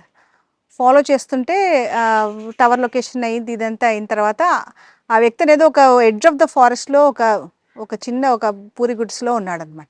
అసలు ఎవరు ఇతను ఏంటి ఇతను అని ఏం అర్థం కాకుండానే మా వాళ్ళు అక్కడికి చేరుకుని అతన్ని అసలు కనుక్కుందాం ఏంటి కనుక్కునేసరికి ఏముంది అక్కడే ఇంక ఇతని ఇంప్లిమెంట్స్, ఇతని ఈ దాన్ని ఏమంటారు ఈ క్లోత్స్ ఇవన్నీ దొరికినాయి అన్నమాట. అంత బ్లడ్ స్టెయిన్స్తో వీటితో ఒక 25 ఏళ్ల కుర్రాడు అనమాట. అతన్ని తీసుకొచ్చారు నా ఆఫీస్కి. తీసుకొచ్చి ఏంటి ఏవో మేడం తెలియదు మరి ఇతను దొరికాడు మరి చెప్పండి అంటే, ఏంటి అసలు ఏం తెలుసా నీకు ఇద్దరంటే, నేనే చేశాను మేడం అన్నాడు ఒక్క మాటలో. ఆ మనిషి చూస్తే అసలు ఈ కళ్ళు ఇవి అసలు ఇది చూస్తాక మన సినిమాల్లో చూసినట్టే అనిపించింది. ఆ క్రూరత్వం అనేది ఇట్లా కళ్ళు ఇప్పుడు కూడా నాకు అసలు ఆ కళ్ళు ఎట్లా గుర్తున్నాయి అన్నమాట. ఎందుకు చంపావు వీళ్ళని అంటే, ఊరికే చంపాను, చంపబుద్ధి ఏం చంపాను అని అన్నాడు. ఇంతే అన్నాడు ఆ అబ్బాయి. ఇంకా అంతకంటే ఏం మాట చెప్పలేదు. But it was like very ఒక స్ట్రేంజ్. ఆఫ్ కోర్స్ మాకు ఎవిడెన్స్ అంతా తీసుకోవాల్సి వచ్చింది, ఎందుకంటే ఎవ్వరు చూడలేదు. ఇతను ఏంటంటే ఒక్కొక్కరిని ఇట్లా లొకేట్ చేసేవాడంట, వాళ్ళని ఫాలో చేసేవాడంట. ఫాలో చేసి ఎక్కడైతే వీళ్ళ దినచర్య చూసి ఎక్కడైతే వీళ్ళు ఏం పని చేయకుండా ఎవరు లేని టైంలో పట్టుకుని వాళ్ళని ఇట్లా చంపేయటం అనమాట. జస్ట్ ఒక సైకాటిక్ బిహేవియర్ అనమాట మనిషిది. అంటే ఏంటి రీజన్ ఏమీ లేదు, రీజన్ ఏం లేదు, ఎవ్వరు తెలియదు. Just for the sake of killing. అదే సీరియల్ కిల్లర్ అని మనం అంటాం చూడండి, అట్లాంటిది ఒక సైకో కిల్లర్. కేరళ కదా, మలయాళం వాళ్ళ సినిమాలు తీస్తే క్రైమ్ రిలేటెడ్ బాగుంటాయండి, డెప్త్ గా వెళ్తారు. అంటే ఇటువంటి సీన్స్ అన్ని తీసుకుంటారేంటి వాళ్ళని చూసి వీళ్ళు తయారవుతారు, వీళ్ళు చూసి వాళ్ళ స్టోరీలు వస్తాయి. రెండు కూడా కదండి. ఇప్పుడు మనకు వింటాం కదా ఈ సినిమా చూసి అట్లాగే వీళ్ళు చేశారని వింటూనే ఉంటాం కదా మనం. కాకపోతే వీళ్ళు రీసెర్చ్ బాగా చేస్తారండి సినిమా వాళ్ళు, వచ్చి పోలీస్ ఆఫీసర్స్ మొత్తం కథలు అడుగుతారు. అది కాక యూనిఫామ్ ఎట్లా, ఒకసారి మన తెలుగు సినిమాలో నాకు చాలా బాధ అనిపిస్తుంది, కరెక్ట్ స్టార్స్ పెట్టుకోరు. మనకి ఇన్స్పెక్టర్ అంటాడు 2 స్టార్లు ఉంటాయి, ఎస్పీ అంటాడు ఒక సింగిల్ స్టార్ ఉంటుంది. అది ప్రాబ్లం మన వాళ్ళకి. కానీ వీళ్ళు బాగా ఇన్ డెప్త్ వెళ్తారు. అది కాక దీస్ పీపుల్ హ్యావ్, అదే అంటే they have a love and hate relationship with police అనమాట. పోలీస్ లేకుండా వీళ్ళు బ్రతకలేరు, కానీ పోలీస్ అంటే కూడా కాన్స్టెంట్ గా ఒక క్రిటిసిజం కూడా చేస్తూ ఉంటారు. అవునా? అవును అంటే వీళ్ళు తీసే సినిమాలన్నీ కూడా క్రైమ్ రిలేటెడ్ ఉంటాయండి. అవును, అంటే పోలీస్కి ఎగ్నిస్ట్ కూడా ఉంటారు ఇక్కడ. అగేన్స్ట్ ఉంటారు, ఫార్ ఉంటారు, 2 ఉంటారు. అగేన్స్ట్ ఉంటారండి. అందుకనే Kerala police is one of the it's like the best police force in the country అనేది వీళ్ళు అంత ప్రెషర్ పెట్టడం వల్లనే, మన వాళ్ళు ప్రశ్నించకపోవటం వల్లనే పోలీసు అట్లా పైకి రావట్లేదు అనిపిస్తుంది. ఇక్కడ ఏది కూడా ఇప్పుడు ఫోన్ ఎత్తకపోతే ఇమీడియట్ గా మా బాస్కి వెళ్ళిపోతుంది ఫోన్. ఆయన నాకు ఫోన్ చేసి అడుగుతారు, ఏంటమ్మా వీళ్ళు ఫోన్ చేశారంటే నువ్వు ఎత్తట్లేదు అంటారు. ఇప్పుడు మనకి నా బ్యాచ్ మెట్స్ లో ఒకసారి పట్టుకోవాలంటే కూడా ఒకసారి కష్టం అవుతుంది ఫోన్లో. వాట్సాప్ చేసి నేను చేస్తున్నా నీకు వీలు ఉన్నప్పుడు ఫోన్ చేయంటే అది చూసి తర్వాత చేయటమే. కానీ ఇక్కడ we have to be available. ఇది కంట్రోల్ ఫోన్ చేద్దాం డైరెక్ట్ ఎస్పీకే, ఒక్కోసారి ఎస్పీకే ఫోన్ చేస్తారు, ఐజీకే ఫోన్ చేస్తారు. ఇప్పుడు నేను సిఎండి అయితే అక్కడ షాప్ నుంచి మేడం నాకు చిల్లర్లు ఇవ్వట్లేదని నాకు ఫోన్ చేస్తారు. So they think it's there, it goes to too much level, but they still think that this is their duty. Public లో విజిలెన్స్ ఉంది, బాగా విజిలెన్స్ ఉంది. కానీ మరి మీకు కొంచెం హెడేక్ అవుతుంది కదండి. హెడేక్ అవుతుంది, కానీ that's how it is. Madam కేరళలో ఒక డీజీని కలవాలన్నా, హోమ్ మినిస్టర్ కలవాలన్నా, సీఎంని కలవాలన్నా ఆటో ఆ వ్యక్తి ఆయనకి అపాయింట్మెంట్ ఇస్తారండి, వాస్తవం అండి? ఎస్. ఇప్పుడు డీజీ గారు కూడా ఇప్పుడు మేము వెళ్తే కూడా we just walk in to the DG's room అండి. మేము బయట కూర్చోం. కొన్ని స్టేట్స్ లో మాకు తెలిసింది ఏంటంటే 5-6 గంటలు ఏడీజీపీస్ కూడా వెయిట్ చేస్తారు డీజీ గారి గురించి అని. మేము ఎవరున్నా సరే డీజీ గారి రూమ్ లో మేము వెళ్ళిపోతాం. వెళ్ళిపోయి మాకు సార్ ఇట్లా 2 నిమిషాలు ఇది అని చెప్పేస్తాం, మేము బయట వచ్చేస్తాం. అంతేగాని మాకు కొన్ని స్టేట్స్ లో డీజీ గారు కారిడార్ నడుస్తున్న కూడా మాట్లాడుతుంటారు. ప్రతి డీజీ గారికి రోజు కూడా ఒక 50 మంది అన్నా వస్తారండి కలవటానికి. సీఎం గారికి కూడా అంతే టైమింగ్ స్పెషల్ గా పెడతారు. ఏ మినిస్టర్ అయినా సీఎం అయినా ఆ టైమింగ్స్ లో వీళ్ళని కలుస్తారనమాట. కొల్లం తర్వాత నెక్స్ట్ కొల్లం తర్వాత నేను ఎర్నాకుళం రూరల్ వెళ్ళానండి.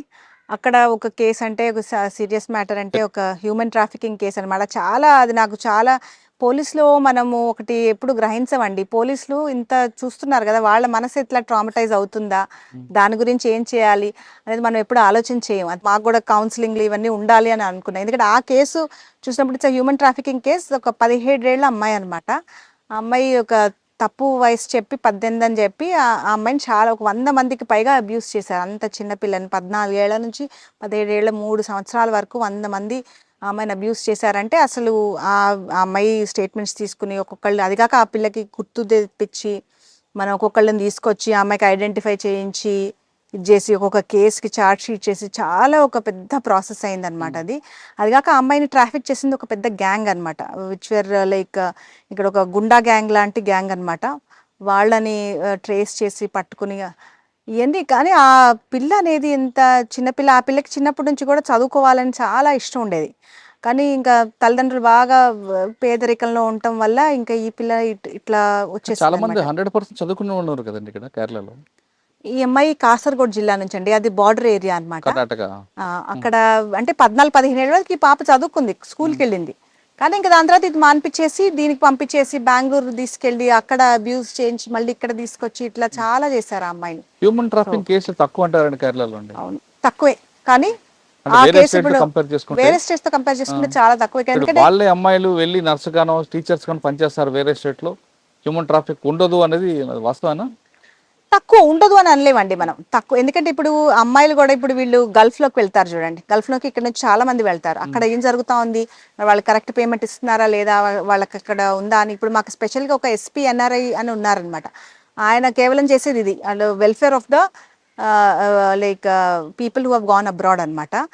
లేదని మనం చెప్పలేం, తక్కువ అని చెప్పాలి. ఇక్కడ విమెన్ మిస్సింగ్ కేసు కూడా చాలా సీరియస్ గా తీసుకుంటామండి మేము. చైల్డ్ మిస్సింగ్ కేసు అయితే మరీ సీరియస్, విమెన్ మిస్సింగ్ కేసు కూడా నాగరాజ్ గారు చెప్పారు కదా, ఆయన విమెన్ మిస్సింగ్ కేసు చేయడం వల్ల అది మనకి హ్యూమన్ సాక్రిఫైస్ కేసు అని తెలిసింది. ఒక లేడీ మిస్ అయితే మనం ఎప్పుడు కూడా ఆ కేసు కొట్టేయం. ఆ లేడీని పిలుచుకొచ్చి ఎట్లాగైనా కోర్టు ముందు హాజరు చేస్తేనే చేస్తాం. Actually it is not even a cognizable offence. ఇప్పుడు మరి దేర్ ఇస్ నో ఎఫ్ఐఆర్, కానీ మేము ఒక ఎఫ్ఐఆర్ రాస్తాం అనమాట, అండర్ క్యాప్షన్ మ్యాన్ మిస్సింగ్ అని చెప్తాం. ఇప్పుడు మాకు కేరళ పోలీస్ యాక్ట్ లో కూడా ఒక సెక్షన్ మేజర్ అయినా మేజర్ అయినా రావాలి, స్టేట్మెంట్ ఇవ్వాలి. స్టేట్మెంట్ ఇవ్వాలి, అచ్చా. కోర్టు ముందు హాజరు చేస్తాం అనమాట. నేను నా సొంతంగానే వెళ్ళాను. కొన్ని ఎలోప్మెంట్ ఉంటాయండి. ఎలోప్మెంట్లు ఉన్నా తీసుకొస్తామండి. అది చాలా పెయిన్ఫుల్ మాకు కూడా ఒక్కొక్కసారి. నేను రానంటది కదా, నా ఇష్టం ఎవరు చెప్పడానికి అంటది.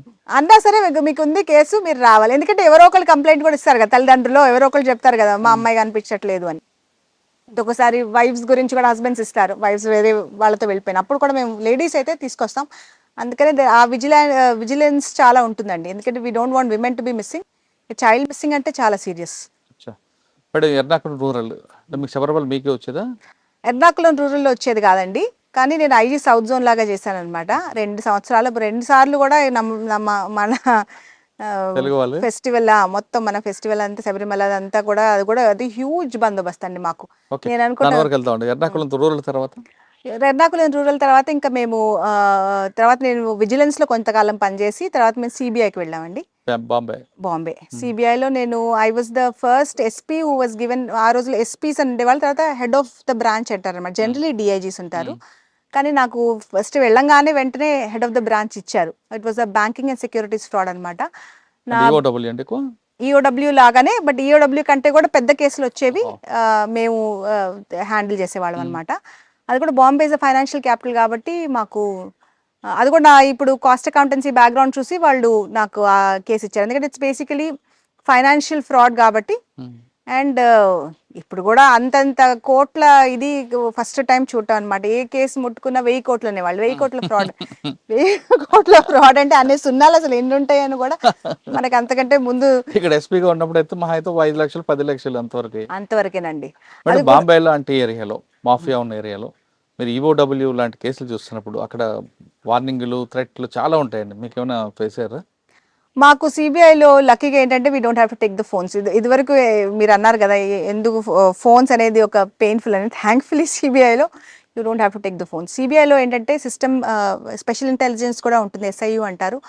They keep listening to all our conversations అనమాట. మనం ఎవరితో మాట్లాడుతున్నాం ఏంటి అనేది వాళ్ళు ట్యాప్ చేసి వింటూనే ఉంటారు on a random basis. So అది ఒక చెక్ ఉంటుంది. అది కాక బికాజ్ నేను ఎప్పుడు కూడా కాల్స్ ఓన్లీ నా రిలేటివ్స్ కాల్స్ ఇంతవరకే తీసుకునేదాన్ని. వేరే కాల్స్ బాంబేలో అనేది తీసుకోలేదు అనమాట 5 years కూడా. ఇట్లాంటి ఏవి కూడా అనవసరమైన రాకూడదు అని చెప్పేసి. ఇంకా దాంట్లో ఆయన కూడా సిబిఐ కదా మేడం? ఆయన సిబిఐ, ఆయన యాంటీ కరప్షన్ బ్యూరోలో ఉండారనమాట. నేను BSFCలో. మళ్ళీ 3 ఏళ్ళ తర్వాత నేను యాంటీ కరప్షన్ బ్యూరోకి వెళ్ళాను, ఆయన BSFCకి వచ్చారు. మీకు ఏసీబీలో ఏముందని బాగా గుర్తుపోయిన సంఘటన?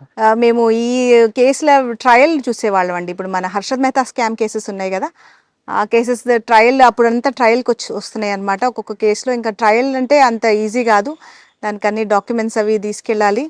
మళ్ళీ ఆదర్శ సొసైటీ కేసు అది వినుంటారు మీరు, దాని ఫాలో అప్ ట్రయల్ జరుగుతూ ఉంది ఆ టైంలో. ఇంకా ఈ డైమండ్స్ కేసెస్ అన్నీ కూడా అప్పుడు చేసాము. ఇప్పుడు మన నీరవ్ మోదీ కూడా మన ఇవి దాన్ని ఏమంటారు ఈ కేసెస్ అన్నీ కూడా బ్యాంకింగ్. ఏసీబీలో ట్రాప్ కేసులో కన్విక్షన్ వస్తుంది అని చెప్పిన సిబిఐలో డిఏ కేసులు రాదండి. అంటే డాక్యుమెంటేషన్ సబ్మిట్ చేయడంలోనూ ఆ లింక్ తెగిపోవడం వల్ల అంటారా? ట్రాప్ అంటేనండి ఇట్స్ వెరీ ట్రాప్ లే చేయడం అనేది చాలా ముఖ్యం, చాలా కష్టమైన పని కూడా ట్రాప్ లే చేయటం. ఇప్పుడు మాకు 20 మంది అయోలు ఉంటే కూడా ఒక 3-4 ఉండేవాళ్ళు అనమాట ఆ తెలివితో ట్రాప్. ఎందుకంటే ట్రాప్ తీసుకోవటంలో దెర్ హ్యాస్ టు బి, ఇప్పుడు ఆ రోజుల్లో ఏముండాలి, ఫస్ట్ డిమాండ్ ఉండాలి, ఎక్సెప్టెన్స్ ఉండాలి, ఈ 2 చాలా క్లియర్గా ఉండాలి. మూడోది some decision has to be changed. ఈ 3 కూడా మనం క్లియర్గా ఎస్టాబ్లిష్ చేయగలగాలి. ఇది చాలా మంది తెలివిగా ఎస్కేప్ అవడానికి చూస్తుంటారు. డిమాండ్ డైరెక్ట్గా చెప్పరు, డిమాండ్ లేకపోతే ఈ ఎక్సెప్టెన్స్ డైరెక్ట్గా చేయరు. అందుకని ఈ ట్రాప్ ఒకవేళ ట్రాప్ లే చేయటం ఆ రోజు మనకి తెలిసిపోతుంది ఇది కేసు కన్విక్షనా కాదా అని. ఎందుకంటే అప్పుడే అన్ని కరెక్ట్గా ఉంది, ఆ డిమాండ్ ఉంది ఏదండి అంటే మనం రికార్డ్ చేస్తాం అనమాట. రికార్డ్ చేసినప్పుడు వింటాం, ఓకే ఇంగ్రీడియంట్స్ ఉన్నాయి, ఓకే టిక్, ఎక్సెప్ట్ చేశాడంటే అక్కడ పెట్టమన్నాడు, అక్కడ నుంచి మళ్ళీ థర్డ్ పార్టీ వచ్చి విట్నెసెస్ వచ్చి తీసుకున్నారు, అది ఉంటుంది. So trap case is a very easy case. ఆ రోజు కష్టపడితే మనం తర్వాత పెద్ద ఒక 10 మంది విట్నెసెస్తో అయిపోతుంది. కానీ డిఏ అలా కాదు, కాదు. కానీ డిఏ కేసుల్లో స్టేట్ ఏసీబీ కానీ స్టేట్లో కర్ణాటక లోకాయుక్త కాకుండా మిగతా స్టేట్లో ఏసీబీ అరెస్ట్ చేస్తుంది డిఏ కేసులో కూడా. కానీ సిబిఐలో డిఏ కేసులో అరెస్ట్ వద్దంటారు, అరెస్ట్ మ్యాండేటరీ కాదంటారు, ఎందుకండి? యాక్చువల్లీ సిబిఐలో ఏది కేసులో కూడా ఇప్పుడు మేము ఉన్నప్పుడైతే ఏ కేసు అయినా సరే అరెస్ట్ అనేది మ్యాండేటరీ కాదనేవాళ్ళు. Why do we arrest somebody అండి? Number 1 that he will influence the witnesses. Number 2 that he might destroy the evidence. ఈ 2 కారణాల వల్ల, or he might escape. ఈ 3 he might escape and he will not face the trial of the law. సిబిఐలో ఏంటంటే point, మా cases అన్నీ కూడా they are almost document based. At least మేము చేసిన కేసు బిఎస్ఎఫ్సి ఈఓడబ్ల్యూ దీంట్లో మళ్ళీ దాన్ని ఏమంటారు హామిసైడ్ కేసెస్ అవంటే సరే అది different story. So CBI says that first మీరు సిబిఐలో వన్ థింగ్ అండి, ఇప్పుడు కూడా నేను I really believe in that system is basically they go very strongly on evidence. Evidence ఏంటి అంటారు, అది ఎవరైనా కావచ్చు, అది ఫార్మర్ హోమ్ మినిస్టర్ కావచ్చు, అట్లాంటి కేసెస్ కూడా we have dealt with them. అది లేకపోతే ప్రజెంట్ లైక్ ఫైనాన్స్ మినిస్టర్ ఎవరైనా సరే, what is the evidence? So ఆ డాక్యుమెంట్స్ అనేవి మనకి తీసేసుకున్న తర్వాత ఇంకా అతన్ని అరెస్ట్ చేయడం వల్ల we only arrest in CBI, but even if they don't arrest they call him for ఒక క్వశ్చనింగ్ కోసం. ఎందుకు? That he should also be given an opportunity, natural justice. నీకేమైనా చెప్పాల్సింది ఉందా నువ్వు చెప్పు. రెండోది, what are the loop holes? ఇప్పుడు సడన్గా ఏమైనా తీసుకొచ్చి అవునవును నాకు ఈ పేపర్ ఉంది మీరు ఎట్లా అంటున్నారని మనల్ని ట్రయల్ టైంలో కన్ఫ్యూజ్ చేయకూడదు అని చెప్పి we should know the loop holes అని చెప్పి మనము ఇది చేస్తాం. చేసేసరికి ఆ 2 ఛాన్సెస్ కోసం అనమాట ఎగ్జామిన్ చేసేది, which I think is the right thing. కానీ లోకల్ పోలీసులో ఏంటి, you are setting an example. నువ్వు మనిషి మర్డర్ చేసేసాడు, నువ్వు కనీసం పోలీసు వచ్చి అరెస్ట్ అన్నా చేయట్లేదు. ఈ పబ్లిక్లో ఒక డిటరెన్స్, పబ్లిక్లో ఒక ఫీలింగ్ ఆఫ్ జస్టిస్ అనమాట. ఆ కేసెస్ అన్ని ఎట్లా ఉంటాయి, 4-5 ఏళ్ల తర్వాత వచ్చే కేసులు ఉంటాయి. అవి అంత మనం తొందరపడి వాళ్ళని అరెస్ట్ చేయడం వల్ల మన కేసుకి వచ్చే లాభం లేదు. ఇన్ఫాక్ట్ మన టైం అంతా వాళ్ళ బెయిల్స్ వాటి మీదే వేస్ట్ అయిపోతుంది. సో దట్స్ వై సిబిఐలో జనరలీ ఆ సిస్టమ్ ఉంటుందండి. అంటే సిబిఐలో పనిచేశారు, ఎకనామిక్ అఫెన్స్ చేశారు, అదేవిధంగా ఏసీబీలు చేశారు. మీరు అక్కడ కన్విషన్ రేటు చెప్తూ డిఏ కేసులు ఎందుకు కన్విషన్ వస్తుంది అనే విషయం కూడా చెప్పారు. అవునండి, డిఏ కేసులు ఎట్లా అంటే, డిఏ కేసుల్లో మరి చాలా ఒక థౌజండ్స్ ఆఫ్ డాక్యుమెంట్స్ ఉంటాయి, చాలా మంది విట్నెసెస్ ఉంటారు. దాన్ని చాలా జాగ్రత్తగా ఒక first of all collection of evidence అనేది ముఖ్యం. దాని తర్వాత ఇప్పుడు ఏబిసిడి స్టేట్మెంట్ అంటాం అనమాట మనం. అంటే ఇతనికి ఎంత ఇన్కమ్ ఉంది, ఇంతకు స్టార్టింగ్లో ఎంత ఎసెట్స్ ఉన్నాయి, ఇప్పుడు ఎంత ఎసెట్స్ ఉన్నాయి అని సబ్ట్రాక్ట్ చేసి ఇతనికి వచ్చిన ఇన్కమ్ ఏంటి ఆ 2 మ్యాచ్ చేయాలన్నమాట. మ్యాచ్ చేసి ఆ ఇన్కమ్ కంటే ఒక 100% ఎక్కువ ఉంటే అప్పుడు మేము ఛార్జ్ షీట్ చేసేవాళ్ళం. కానీ దాంట్లో ఏం చేసేవాళ్ళు అంటే వీళ్ళు వచ్చి ఇదిగో ఇది మాకు గిఫ్ట్ వచ్చింది మా తండ్రి దగ్గర నుంచి, లేకపోతే ఇది మా తమ్ముడు ఇచ్చాడు, యూఎస్లో ఉంటాడు, ఇట్లా చాలా తీసుకొచ్చేస్తారనమాట. వీళ్ళు చేసేవాళ్ళు చాలా జాగ్రత్తగా చేస్తారు. ఇంకోటి ఏం చేసేవాళ్ళు అంటే బెనామీ అసలు అబ్సల్యూట్గా కూడా ఒక XYZ అనేది కూడా తెలియకుండా ఒక మనిషి పేరు మీద పెట్టేసేవాళ్ళు. కానీ అది మొత్తం కూడా ఇతనేనమాట చేసేది. అఫ్కోర్స్ దాంట్లో ఎవిడెన్స్ మనం వేరే విధంగా కలెక్ట్ చేయొచ్చు. ఇప్పుడు ఒకవేళ భూమి ఉంటే ఇప్పుడు ఆ భూమిలో ఏమైనా కన్స్ట్రక్షన్ చేస్తున్నా, లేకపోతే అగ్రికల్చర్ చేస్తున్నా, ఎవరు డబ్బులు ఇస్తున్నారు, ఎవరు దాని లైక్ పనులకి ఫైనాన్షియల్ పనులన్నీ చూస్తున్నారు, ఇట్లా కూడా ఎవిడెన్స్ కలెక్ట్ చేయొచ్చు. కానీ ఇవన్నీ వల్ల ఈ ఇష్యూస్ వల్ల ఈ thousands of documents, hundreds of witnesses వల్ల first of all drag out అయిపోతుంది.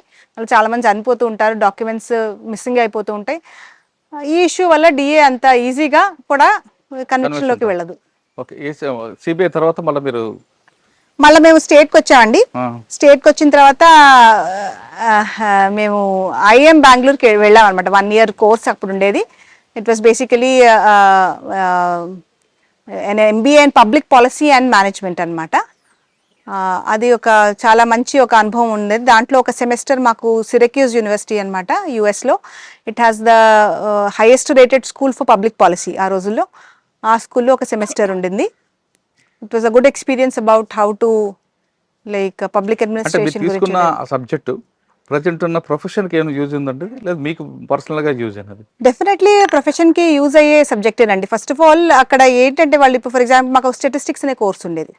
స్టాటిస్టిక్స్లో ఏంటి ఎట్లా హౌ డు యూ రీసెర్చ్. ఇప్పుడు మా తర్వాత మేము ఎంఫిల్ చేసామన్నమాట కేంబ్రిడ్జ్లో. దాంట్లో it was just took off from where we left off in IMB అనమాట. బేసికలీ పోలీస్ లెజిటిమసీని నేను రీసెర్చ్ చేశాను. But how do you research it? You research it with the help of the statistics. Then like ఇప్పుడు for example policy window concept ఒకటి ఉంటుంది అనమాట. చదువుకున్న క్వాలిఫికేషన్కి ఈ ప్రొఫెషన్కి మ్యాచ్ అయ్యిందంటారు? Yes definitely. ఎందుకంటే that programme was tailor made for public servants అనమాట. అంటే ఇప్పుడు మోటివేషన్ అంటే ఎట్లా చేయాలి, మేనేజ్మెంట్ ఎట్లా చేయాలి, దాని తర్వాత ఇప్పుడు ఫర్ ఎగ్జాంపుల్ చాలా ఇష్యూస్ ఇప్పుడు నేను ఇప్పుడు CMDగా పనిచేస్తున్నాను. వాళ్ళు చాలా కేస్ స్టడీస్ చెప్పేవాళ్ళు ఒక్కొక్క లైక్ కార్పొరేషన్ అప్పుడు ఎట్లా ముందుకు తీసుకెళ్లారు అనేది. అది కూడా చాలా యూస్ఫుల్గా ఉన్నదండి. ఇప్పుడు ఓకే, స్టేట్కి వచ్చాక ఏం చేశారండి? ఈ సంవత్సరం అయిన తర్వాత మళ్ళీ వెనక్కి యాక్చువల్లీ మేము CBIకి వెళ్ళే ముందే వెళ్ళాము. వెళ్ళిన తర్వాత CBIకి వెళ్ళాము. CBIకి వెళ్ళి వచ్చిన తర్వాత నేను అప్పుడు ఒక 6 నెలలు నేను ఇక్కడ అడిషనల్ కమిషనర్ ట్రివాండ్రం సిటీ లాగా ఉన్నానండి. అప్పుడు దాని తర్వాత నేను ఐజీ సౌత్ జోన్ లాగా ఉన్నాను. ఆ సమయంలోనే నాకు ఇప్పుడు శబరిమల ఇన్ఛార్జ్ అనమాట. శబరిమల అంటే మాకు కేరళ 2 నెలల పాటు అసలు కేరళ పోలీస్ అనేది ఇంకా పూర్తిగా శబరిమల అయ్యప్ప స్వామికే అంకితం అనమాట. ఎక్కడ కూడా నేను అనుకోవటం తిరుపతి అయినా సరే ఎక్కడైనా సరే ఇంత పోలీస్ బందోబస్తు ఉండదు. మొత్తం తిరుపతిలో 360 రోజులు ఉంటాయి, కేరళలో 2 నెలలు మాత్రం ఉంటుంది కాబట్టి 2 నెలలు మాత్రమే ఉంటుంది. కానీ అక్కడ వాళ్ళకి స్పెసిఫిక్ లైక్ సెక్యూరిటీ సిస్టమ్స్ ఉన్నాయండి, which do not draw from the police. ఇప్పుడు మా కాసర్గోడ్, మా నార్దర్న్ మోస్ట్ డిస్ట్రిక్ట్ కాసర్గోడ్ నుంచి ట్రివాండ్రం వరకు కూడా ప్రతి ఒక్క డిస్ట్రిక్ట్ నుంచి మ్యాన్ పవర్ వెళ్తుంది. ఈ 2 నెలల పాటు 15 రోజుల డ్యూటీ ఉంటుంది అనమాట. అంటే మండలం దగ్గర నుంచి సంక్రాంతి వరకు, మకర జ్యోతి వరకు నవంబర్ 15 నుంచి రఫ్లీ జనవరి 15 వరకు కూడా ఇట్లా ఫేజులుగా వీళ్ళు డ్యూటీకి మేము తీసుకుంటాం అనమాట. ఇంత మ్యాన్ పవర్, మూవ్మెంట్, లాజిస్టిక్స్, అక్కడ స్టే.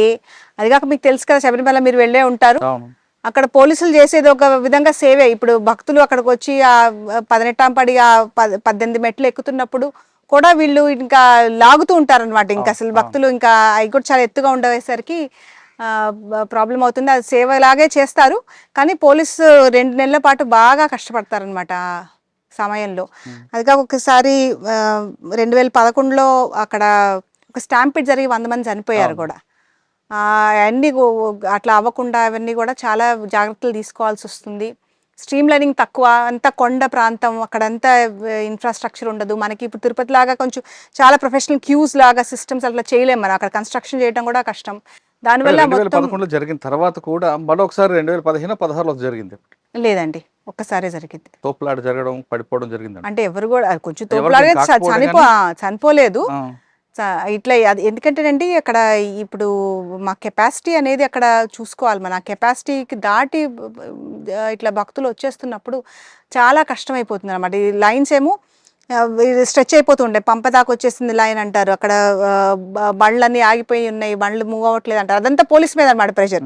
ఇప్పుడు ఐజీ సౌత్ జోన్ కి కెమెరాస్ ఉంటే మొత్తం కూడా అన్ని కెమెరాస్ ఇక్కడ నుంచి కూర్చుని వి కీప్ లైక్ చెకింగ్ అనమాట. ఒక్కొక్క కెమెరా ఎక్కడ ఉంది, సన్నిధానంలో ఎట్లా ఉన్నది, కింద పంపలో ఎట్లా ఉన్నది అనేది కంప్లీట్ చెకప్. ఇంకా డీజీ నుంచి ఐజీ సౌత్ జోన్ అయితే అసలు కంప్లీట్ దీనికే అంకితం. డీజీ గారు కూడా చాలా కేర్ఫుల్ గా చూస్తుంటారనమాట. ఈ మండల పూజ, మకర వేళకు ఉన్న టైంలో అయితే అక్కడ క్యాంప్ చేస్తూ ఉంటాం. ఐజీ లాగా నేను పంపలో క్యాంపింగ్ ఉండాల్సి వచ్చింది. కానీ థ్యాంక్ఫుల్లీ నేను 2 సంవత్సరాలు కూడా స్మూత్గానే అయిపోయినాయి. ఇప్పుడు ఆన్లైన్ చేశారు, దానివల్ల చాలా ప్రయోజనం ఉంది పోలీస్కి. ఎందుకంటే ఒక స్లాటెడ్గా వస్తారు, భక్తులు వచ్చి చేసి వెళ్తారు. బట్ ఇప్పుడు సౌత్ జోన్ ఐజీ తర్వాత నాకు ఇంటెలిజెన్స్లో సౌత్ జోన్ ఐజీలో పనిచేస్తున్నప్పుడు కోవిడ్ వచ్చింది. కోవిడ్ రావడం పక్కన పెట్టండి, శబరిమల మన తెలుగు రాష్ట్రాలు, తమిళనాడు, కేరళ కన్నా తెలుగు రాష్ట్రాలు భక్తులు ఎక్కువ. మన తెలుగు ఆడపడుచు ఉంది కదా అని మీకు ప్రజలు ఉందా ఆ టైంలో? మా చుట్టాలకి ఇప్పుడు 20 ఏళ్ల నుంచి అర్థం అయిపోయిందండి ఎంతవరకు ప్రెషర్ నేను తీసుకుంటాను అనేది. ఎప్పుడైనా కొంచెం చిన్న ఏమైనా సాయం చేయగలిగితే చేస్తాం, కానీ జనరల్లీ వాళ్ళకి రూల్స్ ప్రకారం అన్ని చెప్పేస్తాం అనమాట. ఇట్లా కుదరదు, ఏది జరగగలదు, ఏది జరగదు అనేది వాళ్ళకి తెలుసు. ఎస్పెషలీ అందుకని దాన్ని మన ఊరు అమ్మాయి ఉంది, మనకు ఉపయోగపడలేదు అంటారా? వాళ్ళకి నా టైప్ తెలుసండి, రూల్స్ మాట్లాడతాను ఎక్కువ అని తెలుసు, ఎందుకులే అని. ఎందుకంటే నా పాయింట్ ఏంటంటే మనం భక్తిగా వచ్చినప్పుడు అందరు భక్తులతో నిలబడి వెళ్ళాలి. అలా కాకుండా నాకు స్పెషల్ దర్శనం కావాలంటే మరి నువ్వేం కష్టపడుతున్నావు, మరి దేవుని చుట్టాన్ని నువ్వు కష్టపడట్లేదు కదా. వాళ్ళందరూ ముందు మన వాళ్ళని ముందుకు తీసుకెళ్ళడం కూడా నాకు బాగా అనిపించదు. పాపం వాళ్ళు కూడా నిలబడి ఉంటారు కదా. అందుకని ఉంటారండి వాళ్ళు, కరెక్ట్. ఆ చూపులో మనకు అదొకలా అనిపిస్తూ ఉంటుంది, అది ఇంకా ఇబ్బందికరం. అందుకని okay. South zone IGP next post intelligence లో ఉన్నానండి. అప్పుడు ఒక 6 నెలల పాటు ఇంటెలిజెన్స్ మొదటిసారి ఒక ఛాన్స్ అనేది దొరికింది అనమాట. That was a very interesting thing. కానీ తొందరలోనే మళ్ళీ కూడా క్రైమ్ బ్రాంచ్లోకి వచ్చాను. దాని తర్వాత విఎస్ఈబిలో పనిచేశాను, బెటాలియన్స్ లో పనిచేసి. ఇన్ఫాక్ట్ నేను ఇప్పుడు అన్ని పోలీసులో ఉన్న మొత్తం కూడా కవర్ చేసేసాను, ఇంకేం లేవు పోలీసులో. అందుకని అనుకుంటా ఇప్పుడు నన్ను సిఎండి బెఫ్కో లాగా వేశారు. క్రైమ్ బ్రాంచ్ లో ఏముంది మేడం మంచి కేసులు? అంటే యూఏ కేసులు ఏమైనా బ్రేక్ చేశారా? క్రైమ్ బ్రాంచ్ లో మళ్ళీ కూడా ఇక్కడ ఈ ఒక పెద్ద ఫ్రాడ్ కేసు, ఎందుకంటే నేను ఇట్లా సిబిఐలో ఫ్రాడ్ ఇన్వెస్టిగేట్ చేసి వచ్చానని చెప్పి నన్ను కూడా మళ్ళీ ఒక ఫైనాన్షియల్ ఫ్రాడ్ కేసులోనే వేశారనమాట. అది కాక నేను అక్కడ ఉన్నప్పుడు ఒక ఇంపార్టెంట్ కేసు ఏంటంటే సింపుల్ కేసే, కానీ again it was like Vismaya case అని అంటారనమాట ఇక్కడ వీళ్ళు. Vismaya case also was like ఆ అమ్మాయి సూసైడ్ చేసుకుని చనిపోవటమే కానీ ఇంకా మొత్తం ఒక స్టేట్ మొత్తం బాగా ఒక కదిలిపోయిన కేసు అనమాట. అందుకని అమ్మాయి బాగా చదువుకున్న అమ్మాయి, మిడిల్ క్లాస్ ఫ్యామిలీ, ఇట్లా పువర్ ఫ్యామిలీ ఏం కాదు. దాంట్లో ఒక government servant was her husband అనమాట. ఆ కేసు నన్ను డీజీ గారు పర్సనల్ ఇన్వెస్టిగేట్ చేయమన్నారు. ఆ కేసు వాజ్ చేశాము. ఇంకంతా దాంట్లో ఎవిడెన్స్ అవి ఇవి తీసుకుని then we charge sheeted that madam case. ఇక్కడ దృశ్యం సినిమా ఉందండి, అవును. దృశ్యం 1, దృశ్యం 2. ఆ స్టోరీ రియల్ స్టోరీ అండి, మలయాళంది. ఇట్లా ఏ పోలీస్ స్టేషన్ లో తీసుకెళ్ళి ఒక జవాన్ని పాత పెట్టగలగటం అంటే అది ఇంపాసిబుల్ అనిపిస్తుంది అండి. అదే మన వైపు అయినా సరే, ఇటువైపు అయినా సరే ఐ డోంట్ థింక్. ఇక్కడ విజిలాంటిజం అట్లా ఇక్కడ చాలా చిన్న చిన్న వాటికి కూడా పోలీస్ స్టేషన్కి వెళ్తారండి. అది చాలా ఒక మంచి ఇదనే చెప్పాలి. వీళ్ళు నా కాంపౌండ్ లో వీళ్ళు వేస్ట్ వేస్తున్నారని చెప్పి పోలీస్ స్టేషన్కి వస్తారు. స్టార్టింగ్ లో మాకు అనిపించింది ఏంటి ఇంత దీని గురించి అని ఇక్కడికి రావాలి, అది ఎందుకు వచ్చి అడుగుతున్నారు, ఇది క్రైమే కాదు కదా అని ఇట్లా వాదన చేసేది అనమాట. స్టార్టింగ్ లో అట్లా అనిపించేది, అసలు వీళ్ళు క్రైమ్ కేసుకి లేనప్పుడు ఎందుకు వస్తున్నారు, వీళ్ళు రావాల్సిన అవసరం లేదు. అప్పుడు అక్కడ ఉన్న బాగా ఎక్స్పీరియన్స్డ్ ఉన్న మేము ఎస్సీపీఓలు అంటాం అనమాట, సీనియర్ సిపిఓ అంటే మన హెడ్ కానిస్టేబుల్స్, వాళ్ళు చాలా జాగ్రత్త ఎక్స్ప్లెయిన్ చేసేవాళ్ళు. కాదమ్మా మనం కనుక చేయకుంటే మళ్ళీ వాళ్ళ మధ్యలో గొడవలు అవుతాయి, అది క్రైమ్ కేసు అవుతుంది కదా, ఇది మనం ప్రివెన్షన్ లాగా తీసుకుని చేయాలి అని ప్రతి ఒక్క చిన్న దానికి వెళ్తారు. ఇట్లా ఒక అమ్మాయిని ఇట్లా హారెస్ట్ చేశాడు అంటే ఖచ్చితంగా అది పోలీస్ స్టేషన్కి అయితే ఖచ్చితంగా వస్తుందండి ఆ కంప్లైంట్. ఆ లెవెల్లో కంప్లైంట్ రాకపోవటం అనేది it's a very rare phenomena. అంటే అంత ఫిక్సింగ్ ఒక ఊహ ఉంటుంది కదా, అది కూడా ఇట్స్ లైక్ అట్లా చేయటం అనేది ఇట్లా సొంతంగా వెళ్ళి కొట్టడం, చంపడం ఇట్లాంటివి అనేవి. అంటే పోలీసులకి వాళ్ళ అయ్యప్ప కోషన్ సినిమా తీసుకోండి. నేను అయ్యప్ప కోచి నేను చూడలేదండి. చూడలేదా? నేను అందులో పోలీస్కి ఇగో చూపిస్తుంటారా, వాస్తవం అంటారా? ఇక్కడ ఇగో ఉంటుందా పోలీసులకి? ఈగో అనేది ఎవరికైనా ఉంటుంది కదండి, కంప్లీట్ గా ఉండదని చెప్పలేము. కానీ జనరల్ గా కంపేర్ చేస్తే మాత్రం ఒక విధంగా they are much more receptive అనే చెప్పాలి. నేను Kerala police is much more receptive అనే చెప్పాలి compare to any other police in the country. ఎందుకంటే ఇప్పుడు ఎస్పెషలీ ఇప్పుడు ఈ న్యూ ఏజ్లో ఎవరంటే వాళ్ళు రికార్డ్ చేయొచ్చు, మనం మాట్లాడేది చేయొచ్చు, వీడియో తీయచ్చు. అలాంటప్పుడు police has become like on the ఇంకోటి ఇంక అసలు they are on the back foot అనేది నేను చెప్పాల్సి వస్తుంది. అందుకని మేము మా వాళ్ళకి చెప్తున్నాం అన్నమాట, మీరు రికార్డ్ చేయండి, మీ ఇంటరాక్షన్స్ రికార్డ్ చేయండి. మీ వెహికల్లో ఉన్నప్పుడు మీ పోలీస్ కెమెరా ఎప్పుడు కూడా ఆన్ చేసి ఉంచుకోండి. బాడీ ఓన్ కెమెరాస్ కూడా మేము అందుకని ఇట్లా కంపల్సరీగా చేయాలన్న ఒక ఆలోచన ఉండింది అనమాట. నేను పోలీస్ హెడ్ క్వార్టర్స్లో కూడా పనిచేశాను కొంతకాలం ఉండేసరికి. అది so that we're able to like check that interaction with the police. ఇక్కడ జనరలీ 99% కూడా పోలీస్ చాలా పేషెంట్గానే డీల్ చేస్తారు పబ్లిక్తో. Of course there are always issues. పూర్తిగా కరప్షన్ లేదని కూడా చెప్పలేను, కొంత కరప్షన్ కూడా ఉంటుంది. కానీ కంపేర్ టు అదర్ స్టేట్స్ మాత్రం బాగా తక్కువ. ఓకే, నెక్స్ట్ పోస్ట్ ఎక్కడ వచ్చారండి ఇప్పుడు బెవ్కో. ఇక్కడ ఏముందండి వర్క్? బెవ్కో ఇక్కడ it's absolutely completely different from any other work. ఇప్పుడు నేను మీకు చెప్పాను కదా, చాలా ఒక 15-20 పోస్టింగ్లు జరిగినాయి. కానీ అది కూడా ఏదంటే it's all related to police. కొంచెం మార్పు ఉంటుంది, అది నేర్చుకుంటూ పోతాం కొత్తది. ఇక్కడికి వెళ్ళినప్పుడు అయితే అబ్సల్యూట్ కొత్తది అసలు. కాకపోతే ఏంటంటే నా కామర్స్ బ్యాక్గ్రౌండ్, నా కాస్ట్ అకౌంటెన్సీ బ్యాక్గ్రౌండ్కి ఇట్ ఈస్ లైక్ ఒక ఆపర్చునిటీ అనిపించింది. But everything I had to learn from scratch అనమాట. స్టార్టింగ్లో అయితే అసలు ఫైల్స్లో ఏం రాస్తున్నారో అర్థమయ్యేది కాదు. వాళ్ళని పిలిచి ఏంటంటారు, ఇదంటే ఏంటి, అసలు ఐఎంఎఫ్ఎల్ అంటే ఏంటి, వైన్ అంటే బియర్ అంటే what are the different things, ఇవన్నీ కూడా we are basically we look after the wholesale and retail of liquor in Kerala అనమాట. No liquor can enter Kerala without coming through ఆ కార్పొరేషన్. మాకు ఒక 26 వేర్ హౌసెస్ ఉన్నాయి. అది కాక 283 షాప్స్ ఉన్నాయి అనమాట. ఇవన్నీ గవర్నమెంట్ ఓన్ షాప్సే. దాని ద్వారా మేము లిక్కర్ సప్లై చేస్తాం అనమాట పబ్లిక్కి. మా సేల్స్ రెవెన్యూ వచ్చేసి ఒక దగ్గర 20,000 crores ఉంటుంది. సిబిఐలో 1,000 crores తర్వాత ఇక్కడే అనమాట మళ్ళీ 1,000 crores చూసింది. ఇంకా this is that is the thing అండి. మేడం, లిక్కర్ అనగానే ఒక స్టేట్కి రెగ్యులర్ ఇన్కమ్, డైలీ ఇన్కమ్ ఒకటి, స్కామ్లు చేయాలనుకున్నది అదొక మంచి ఫండ్. మిగతా స్టేట్లో జరుగుతుంటాయి రెండు, ఇక్కడ కూడా అలాగే జరుగుతుంటాయి, స్కామ్స్ ఉంటాయి అంటారు. ఇక్కడ ఒక నంబర్ 1 ఏంటంటే అఫ్ కోర్స్ గవర్నమెంట్కి మంచి రెవెన్యూ, అది ఒప్పుకుంటాను. ఎందుకంటే మేము 10% of the government revenues comes from liquor. కానీ స్కామ్ చేసే స్కోప్ అనేది ఇక్కడ ఈ దీంట్లో అయితే లేదండి. ఎందుకంటే we allow every company to come in. మాకు ఏ కంపెనీని కూడా మేము స్టాప్ చేయలేము. కొన్ని రాష్ట్రాల్లో కొన్ని లిమిటెడ్ కంపెనీస్ని అలౌ చేస్తారనమాట వాళ్ళు. కానీ ఇక్కడ మేము ఆన్లైన్ టెండర్ ఉంటుంది ప్రాసెస్. దాంట్లో ఏ కంపెనీ కూడా మేము అడిగిన డాక్యుమెంట్స్ అన్నీ కూడా సబ్మిట్ చేసి ఇది చేసి ఎక్సైజ్ రిజిస్ట్రేషన్ ఒకటి తీసుకోవాలి, లేబుల్ రిజిస్ట్రేషన్ అంటారనమాట. తీసుకుంటే వాళ్ళకి ఇష్టమైన అన్ని ప్రోడక్ట్స్ కూడా వాళ్ళు సప్లై చేయొచ్చు. అదొకటి, అది ఫస్ట్ స్టేజ్. రెండో స్టేజ్లో మీరు ఎంత ఆర్డర్ ఇస్తారు, ఇప్పుడు మీకు ఇష్టమైన కంపెనీకి ఎక్కువ ఆర్డర్ ఇవ్వచ్చు అని అంటే అట్లా కాదు. మాకు ఒక ఫార్ములా ఉందన్నమాట, సాఫ్ట్వేర్ క్యాలిక్యులేట్ చేస్తుంది. గత 3 నెలల్లో యావరేజ్ సేల్స్ని బట్టి మేము ఆర్డర్ ప్లేస్ చేస్తాం అనమాట. దాంట్లో కూడా మేము కేసెస్ అంటారనమాట. లిక్కర్ ఇండస్ట్రీలో వన్ కేస్ అంటే 9 లీటర్స్ అంటాం. జనరలీ ఒక 720 కేసెస్ అంటే ఒక లారీ లోడ్ అనమాట. అది ప్లేస్ చేస్తాం. ప్లేస్ చేస్తే 720 కేసెస్లో ఆ కంపెనీయే డిసైడ్ చేస్తుంది అనమాట ఎట్లాంటి మిక్స్ అనేది వాళ్ళు ఇవ్వాలనుకుంటున్నారు. ఆ మిక్స్ కూడా మేము చెప్పం, అంటే మీరు XYZ బ్రాండే పెట్టండి అని చెప్పం. మీ కంపెనీకి 720 మీరు డిసైడ్ చేయండి అని చెప్తాం. సో ఇంకా అది ఆ బేసిస్ మీద, సాఫ్ట్వేర్ బేసిస్ మీదే వేర్ హౌసెస్కి వస్తుంది. దాని బేసిస్లోనే షాప్స్కి వెళ్తుంది అనమాట. సో ఒక సిస్టమిక్ కరప్షన్ అనేది ఇక్కడ it's very very not possible. Of course షాప్లో కూడా కొన్ని కరప్షన్ ఇన్సిడెంట్స్ జరుగుతూ ఉంటాయి. వాళ్ళు ఎట్లాంటి ఇన్సిడెంట్స్ అంటే మీకు చాలా చిన్నగా అనిపించవచ్చు, కానీ we take it very seriously. Correct change ఇవ్వకపోవటం, లేకపోతే బ్రాండ్ సప్రెషన్ అంటాం అనమాట. వాళ్ళు అడిగిన ఒక బ్రాండ్ అది ఉన్నా సరే అది ఇవ్వకపోవటం. ఎంఆర్పి కూడా ఎక్కువ చెప్తా అమ్ముతుంటాడు కదా. 3 నెలల క్రిందట ప్రైజెస్ మారితే, కానీ మేము పాత స్టాక్ ఉంటుంది కానీ ఎంఆర్పి మార్చలేము. ఎందుకంటే అవి వేల కాదు, అసలు కోట్ల సంఖ్యలో బాటిల్స్ ఉంటాయి కాబట్టి మార్చలేము. మార్చకపోతే మాకు గవర్నమెంట్ ఆర్డర్ ఇస్తుంది అనమాట, పాత ఎంఆర్పి అయినా సరే మీరు జస్ట్ ప్రైజెస్ డిస్ప్లే చేసి పంపించండి. దీనికి కన్స్యూమర్ కోర్టుకి వెళ్ళిపోతారు వీళ్ళు. మాకు 3-4 కేసులు వేసేసారనమాట ఆల్రెడీ మా మీద. ఏంటి వీళ్ళు ఎంఆర్పి కంటే ఎక్కువ తీసుకుంటున్నారని. అప్పుడు మేము డాక్యుమెంటేషన్ అంతా చూపించి దీనివల్ల తీసుకుంటున్నాం అంట. ఎంఆర్పి కంటే ఎక్కువైతే ఎవరు డబ్బులు ఇవ్వరండి ఇక్కడ. ఎంఆర్పి ఉంటాయండి. Online system morning 10 o'clock open చేయాలి, అకౌంట్ ఉందా?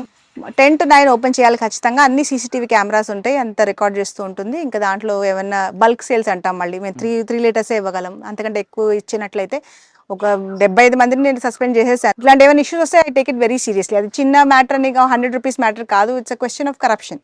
గవర్నమెంట్ సర్వెంట్ అయి ఉండి you should not do such things. So అవి డైలీ రెవెన్యూ మీకు ఎక్సైజ్ రైట్. కానీ షాపులు చూస్తే ఏదో అదొక చాలా ఘోరంగా నాస్టిక్ కనిపిస్తుంటాయి. నేను ఇవాళ లాస్ట్ టైం చూసాను నేను.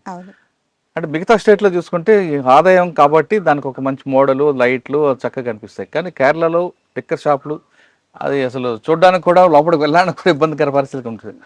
ఆ నీట్నెస్ అనేది మరి మెయింటించాలనే గవర్నమెంట్ రూల్ ఉండదా?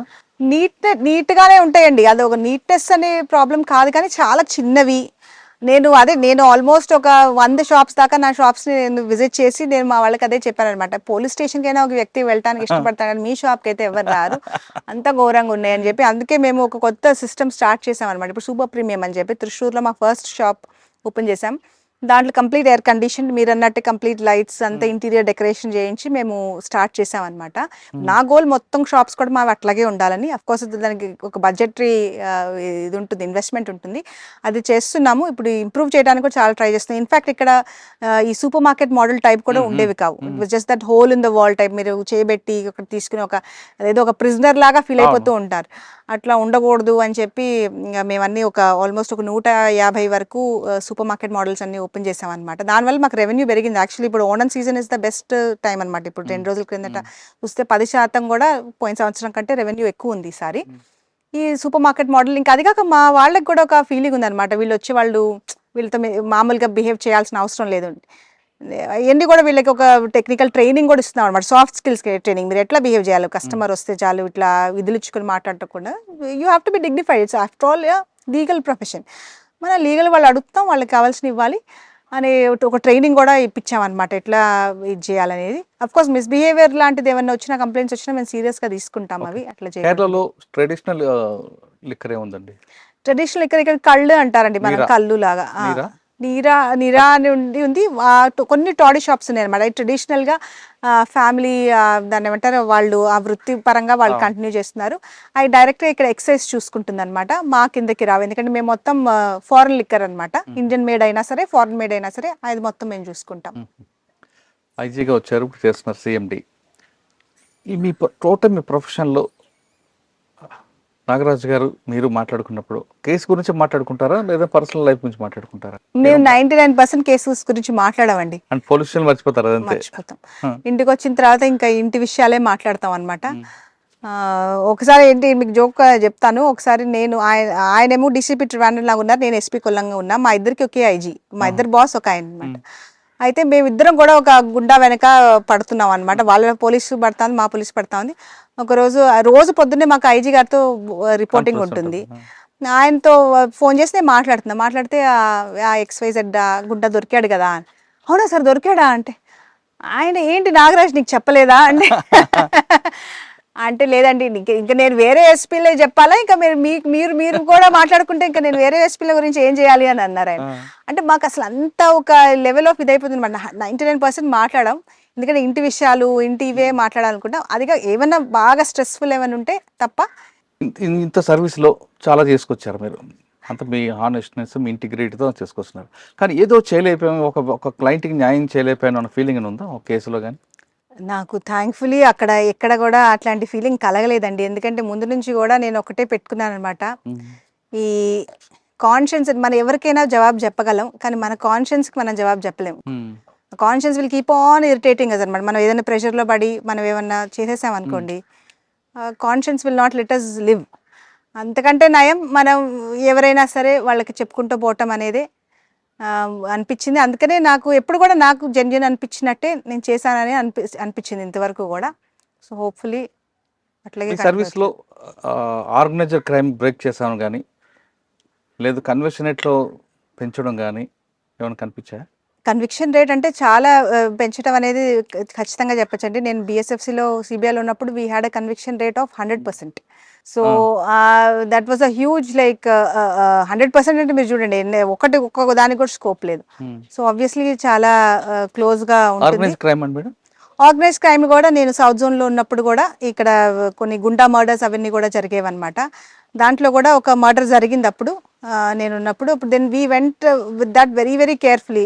ఇప్పుడు మన వాళ్ళకి మీకు పోలీస్ స్టేషన్లో మీకు ఇది ఉంది కాబట్టి మీరు చెప్తాను. మన వాళ్ళు వచ్చి స్టోరీ చెప్తారు, మేడం ఇట్లా ఇట్లా జరిగింది అంటారు. అడిగినప్పుడు నేను అడుగుతాను అనమాట, సరే మంచిది ఇట్లా జరిగింది కదా, మరి ఇక్కడ విట్నెస్ స్టేట్మెంట్ చూపించండి, ఇక్కడ ఏ విట్నెస్ చెప్తున్నాడు అని. ఆ విట్నెస్ అని మరి కింద మీద చూస్తారు. వీళ్ళు చెప్పేదంతా స్టోరీ ఏంటి, అక్యూజ్డ్ కన్ఫెస్ చేసిన స్టోరీ అనమాట. అక్యూజ్డ్ కన్ఫెస్ చేసిన స్టోరీ 100% ఒకవేళ నిజం అయి ఉండొచ్చు, నేను కాదనట్లేదు. కానీ కోర్టు చూసేది అక్యూజ్డ్ కన్ఫెషన్ కాదు, ఇట్ ఈస్ నాట్ వ్యాలిడ్. అప్పుడు మనం చూడాల్సింది ఏంటి, ప్రతి ఒక్క అక్యూజ్ చెప్పి నువ్వు స్టోరీ ఇది జరిగిందంటే ప్రతి ఒక్క లైన్కి ఎవరు విట్నెస్ అనేది నువ్వు చూపించాలి అని.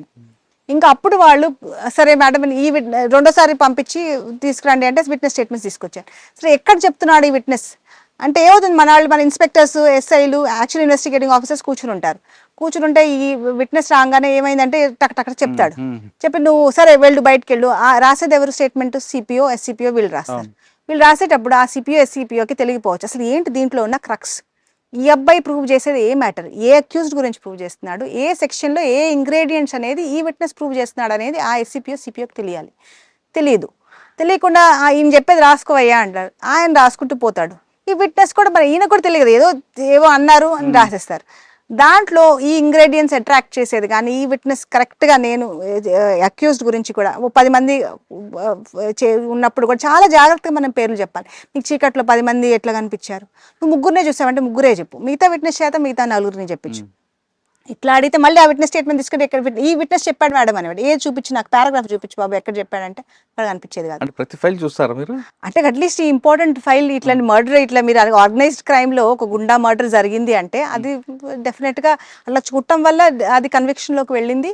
అది ఒక మంచి ఒక ఎక్స్పీరియన్స్ జరిగింది. అన్ని కేసులు అఫ్ కోర్స్ IG లెవెల్లో చూడలేము. ఇక్కడ మనకు ఒక్కొక్క పోలీస్ స్టేషన్కే 2-3 వేల కేసులు ఉంటుందండి. ఇక్కడ ఎక్కువ క్రైమ్ రైటింగ్ అంటామండి, బేసికలీ స్మాల్ కేసెస్ అనమాట, కొట్లాట్లు అటు ఇటు అవి ఎక్కువ ఉంటాయి. మేడం మీరు డిపార్ట్మెంట్కి వచ్చేసరికి ట్రెడిషనల్ క్రైమ్ నడిచేది అంటే దొంగ అనగానే పలానవాడు అనేది ఒక గేర ప్రాంతం, పాలకాడో లేదంటే కొల్లం పలానా అని చెప్తారు. కానీ ఇప్పుడు జనరేషన్ ఎవడు దొంగ ఎవడు మంచోడు అన్నది ఐడెంటిఫై చేయలేకపోతాం. ఎందుకంటే క్రిమినల్ మోడ్ ఆఫ్ ఆపరేట్ మాడింది, ప్లస్ గ్రూపుల్లో కూడా కొంతమంది స్టూడెంట్స్ వస్తున్నారు. ఇటువంటి సిచ్యువేషన్లో ఎలాగ ఐడెంటిఫై చేస్తారు నెంబర్ 1. నెంబర్ 2 ఇప్పుడు సైబర్ క్రైమ్లో ఎక్కువగా కేసు అవ్వడం డిటెన్షన్ కాకుండా పబ్లిక్లో అవేర్నెస్ తీసుకురావాలన్నది డిపార్ట్మెంట్ చెప్తుంటుంది. ఆ విధంగా కేరళలో పబ్లిక్కి ఏ విధంగా సైబర్ క్రైమ్ పట్ల అవేర్నెస్ తీసుకొస్తున్నారు? ఇది ఒకటి మీరు అడిగింది ఎవరు crime Traditional crime. Traditional crime ఇప్పుడు చూడంగానే ఇది వరకు 20 ఏళ్ళ 25 ఏళ్ళ కిందట ఓకే వీడు గుండా అనేది మనకి క్లియర్గా తెలిసిపోయేది. ఇప్పుడు అంతా వైట్ కాలర్ టైప్. యాక్చువల్లీ ఇప్పుడు we are living in a society which is ఇప్పుడు మీరు సైబర్ అంటున్నారు, ఈ రెండింటిని నేను కనెక్ట్ చేస్తాను. సైబర్ అనేది ఒక పోలీస్కి ఒక బ్లెస్సింగ్ కూడా, ఒక కర్స్ కూడా. కర్స్ ఎట్లాగో మనకు తెలుసు, కానీ బ్లెస్సింగ్ ఎట్లా అంటే మనం ఈ మనిషి ఇప్పుడు మనం ఫోన్ లేకుండా బయటకు వెళ్ళలేం, సీసీటీవీలో పడకుండా మనం ఎక్కడికి వెళ్ళలేము. So it will actually help us to catch hold of the internet. వాడకుండా ఉండలేము. ఇంటర్నెట్ ఉంటే యు ఆర్ డన్. ఇప్పుడు డార్క్ వెబ్లో కూడా వెళ్తున్నాడు అనుకో, డార్క్ వెబ్లోకి వెళ్తున్నా సరే యూ హ్యావ్ టూల్స్. నువ్వు ఇంటర్నెట్ నుంచి పట్టుకొని you will be able to know which system like connected and you will be able to do it. So ఈ సైబర్ అనేది ఎట్లా క్రిమినల్స్కి హెల్ప్ చేస్తుందో మనకి కూడా హెల్ప్ చేస్తుంది. మనకి కూడా ఎక్కడ అది ఆ మనిషి ఎక్కడున్నా, అవుట్ సైడ్ ద కంట్రీ ఉన్నా సరే, ఇన్సైడ్ ద కంట్రీ ఉన్నా, ఎక్కడున్నా సరే మనం will be able to catch hold. అదొకటి. రెండోది మీరు అడిగింది సైబర్ క్రైమ్ గురించి. సైబర్ క్రైమ్ కేరళలో లైక్ ఒక 3 years క్రిందట వీ హ్యావ్ కంప్లీట్ ఒక వర్టికల్ అనేది సృష్టించామన్నమాట. Cyber crime vertical starting from SPs to the ADG వరకు కూడా ఉన్నారు. Who will and they have a lot of technical people. Awareness అనేది వాళ్ళు చాలా కూడా అవేర్నెస్ వీడియోస్ తీస్తున్నారు. వాళ్ళు స్కూల్స్కి వెళ్ళి స్కూల్స్లో లైక్ మెటీరియల్ ఇస్తున్నారు పిల్లలకి కూడా. అది కాక వాట్సాప్ మెసేజెస్ ద్వారా అయినా సరే అవేర్నెస్ అనేది బాగా సృష్టించారనమాట. ఈ సైబర్ క్రైమ్ డివిజన్ కంప్లీట్గా వాళ్ళు చేసేది ఇదే కాబట్టి వాళ్ళు అట్లాంటిది సృష్టించగలిగారు. ఇంకోటి మనకి సెంటర్ లెవెల్లో కూడా మనకి we have now the system where they are like ఇప్పుడు మీకు కూడా చాలా మెసేజెస్ వస్తూ ఉంటుంటాయి కదా ఓన్లీ ఇది కూడా. Then it is a very ఇప్పుడు అది కాక they have made it very easy to report cyber crime. మనకంత కష్టం లేకుండా హెల్ప్ లైన్ నంబర్ ఉంది వెబ్సైట్లో కూడా, ఇమీడియట్గా మనం రిపోర్ట్ చేయటం వల్ల ఇదవుతుంది. మీరు చాలా క్రైమ్ రేట్ చూస్తుంటారు సైబర్ క్రైమ్లో. అంటే 2 రీజన్స్ ఉంటాయి, ఒకటి అమాయకత్వం, 2 అత్యాస. కేరళ ప్రజలు దేనికి ఎక్కువగా బెండ్ అవుతుంటారండి? నేను అత్యాసగా నేను చెప్పగలను ఎందుకంటే అమాయకత్వం తక్కువే వీళ్ళకి. అంత ఇంకా ఏదో బాగా బాగా ఇంత పెద్ద మనుషులు అట్లాంటి వాళ్ళు తప్ప ఇంకా మిగతా వాళ్ళందరూ కూడా 90% అత్యాసకే ఇదైపోతూ ఉంటారు. ఓకే, ఫైనల్గా చెప్పండి, ఈ డిపార్ట్మెంట్కి వచ్చే అమ్మాయిలకి మీరు ఇచ్చే సలహా ఏంటి? డిపార్ట్మెంట్ వద్దంటారా? అబ్సల్యూట్గా రావాలి. ఇప్పుడు ఎస్పెషల్లీ ఇప్పుడు కేరళలో మనం ఇన్ని చెప్పిన లిటరేట్ సొసైటీ ఎన్ని అన్నా సరే ఇక్కడ మేము లేడీస్ అనేది ఓన్లీ 8% అండి. It is much below the national average which is 12%. అది కాక ఇంకా నేను అనుకుంటాం తెలంగాణ ఏపీలో అయితే చాలా ఎక్కువ ఉన్నారు. ఈవెన్ యూపీ బీహార్లో 14-15% మంది కూడా లేడీస్ ఉన్నారు. మాకు చాలా తక్కువ ఉన్నారు. దాని గురించి నేను ఒక కమిటీలో I had given the recommendation అనమాట. మాకు ఏంటంటే CPO like recruitment is divided on genders అనమాట. WCPO రిక్రూట్మెంట్ వేరు, ఇది వేరే ఉంటుంది. అది 8% చాలా మంది ఉన్నారు కదా, అమ్మాయిలందరూ చదువుకుంటారు ఇక్కడ. హ్యూమన్ ట్రాఫిక్ వెళ్తారు, ఇక్కడ పనిచేయరు. ఇక్కడ అదే మా సిపిఓ రిక్రూట్మెంట్ అనేది మేల్ సిపిఓ అని అడుగుతాం అనమాట. ఫీమేల్ సిపిఓకి తక్కువ పోస్టులు ఉంటాయి, మేల్ సిపిఓకి ఎక్కువ పోస్టులు ఉంటాయి. అది మనం ఓపెన్ చేసి మాది SI నుంచి జెండర్ న్యూట్రల్ అనమాట. SIలో విమెన్ రావచ్చు, మెన్ రావచ్చు. CPO is men and women. అది ఓపెన్ అప్ చేస్తే ఈజీగా మాకు విమెన్ వస్తారు. ఇంకా అది కాక 30% అన్నా ఉండాలి. ఎందుకంటే మీకు తెలుసు కదా ప్రతి ఒక్క క్రైమ్ కూడా ఈ మధ్యన ఒక ఉమెన్ కావాలి. ఒక పాక్సో అయినా సరే, ఒక 376 అయినా సరే, ఒక ఇల్లు సర్చ్ చేయడానికి వెళ్ళాలన్నా సరే, ఎవరినన్నా అరెస్ట్ చేసి తీసుకురావాలన్నా సరే విమెన్ కావాలి. చాలా వర్క్ లోడ్ ఎక్కువైపోయింది. అది కాక విమెన్ అనే వాళ్ళు వస్తే ఆ కల్చర్ కూడా మారుతుంది, పోలీస్ స్టేషన్ కల్చర్ అనేది. దానివల్ల ఒక మంచి ప్రభావమే ఉంటుందని నేను అనుకుంటున్నాను. సో ఆడపిల్లలు తప్పకుండా రావాలి. ఇది మీరు అనుకున్నట్టు భయపడాల్సిన అవసరం లేదు. ఇది మీరు చేసేది actually policing is one of the ఒక విధంగా ఇక్కడ లా ఉందండి, ఈ లాని ఇంప్లిమెంట్ చేయాలి. దాంట్లో మనకి ఇంకా టెన్షన్ ఏం లేదు. ఎవరైనా సరే పొలిటికల్ ఇంటర్ఫిరెన్స్ గురించి కూడా అడిగారు. ఒకసారి జస్ట్ ఒక ఇన్స్టెన్స్ చెప్తాను నేను. అప్పుడు ఉన్న హోమ్ మినిస్టర్ గారు అనమాట, నేను ఎస్పీగా ఉన్నాను. అప్పుడు ఒక పొలిటికల్ మర్డర్ జరిగింది. వాళ్ళ పార్టీ వాళ్ళే ఒకరిని చంపేశారనమాట. చంపేస్తే ఆయన కూర్చుని దాంట్లో ఒక కాన్స్పిరసీ, డైరెక్ట్ అట్లా ఏం చెప్పరు కానీ ఏంటి విషయాలు అని అడుగుతున్నారు అనమాట. ఒక కాన్స్పిరసీలో ఒకళ్ళని మేము అరెస్ట్ చేసామన్నమాట. అరెస్ట్ చేశారా మీరు అని అడుగుతున్నారు ఆయన. అవును సార్ అని నేను అవును సార్ ఆయన ముందే ఇదంతా ఈ ఎవిడెన్స్ అంతా ఉంది, అదంతా ఉంది అని నేను ఇట్లా డైరెక్ట్గా క్లియర్గా చెప్పేశాను. ఆయన అట్లాగా అమ్మ సరే ఓకే అన్నారు. అంతే. ఎక్కడ కూడా మీరు చెప్పండి ఇంత ఒక SP, first of all IG డీజీని వదిలేయండి, ఎస్పీ లెవెల్ ఆఫీసరు వాళ్ళ పార్టీ మనిషిని అరెస్ట్ చేసి, అది కూడా డైరెక్ట్ కాదు కాన్స్పిరసీలో అరెస్ట్ చేస్తే హీ మైట్, ఎందుకంటే పార్టీ వాళ్ళు చెప్పుంటారు సార్ ఇతను ఇన్నసెంట్ మీరు ఒకసారి ఎస్పీని అడగండి ఎందుకు అరెస్ట్ చేశారని. కానీ ఆయన అట్లా ఏం అడగలేదు. అసలు ఏంటమ్మా అని అడిగారని. అడిగితే నేను ఎవిడెన్స్ చెప్తే ఇంకా ఆయన ఏం మాట్లాడలేదు. So that is like I think the Kerala politicians అనేవాళ్ళు అంతా ఒక educated and plus they are very that way they know where to draw the line అనేది.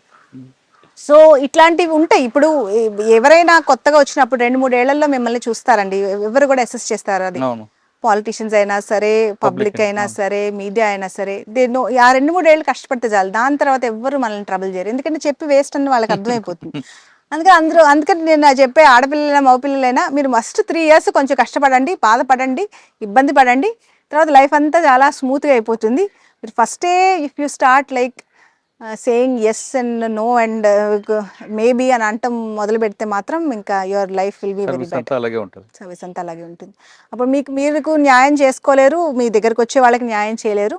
అందుకని policing is that way easy. మనం కంఫర్టబుల్ చెప్పొచ్చు కదా, ఈ సెక్షన్ ప్రకారం అండి దిస్ ఇస్ ద అక్యూజ్డ్, మేమేం చేయలేము, ఎవిడెన్స్ ఉంది అంటే finish.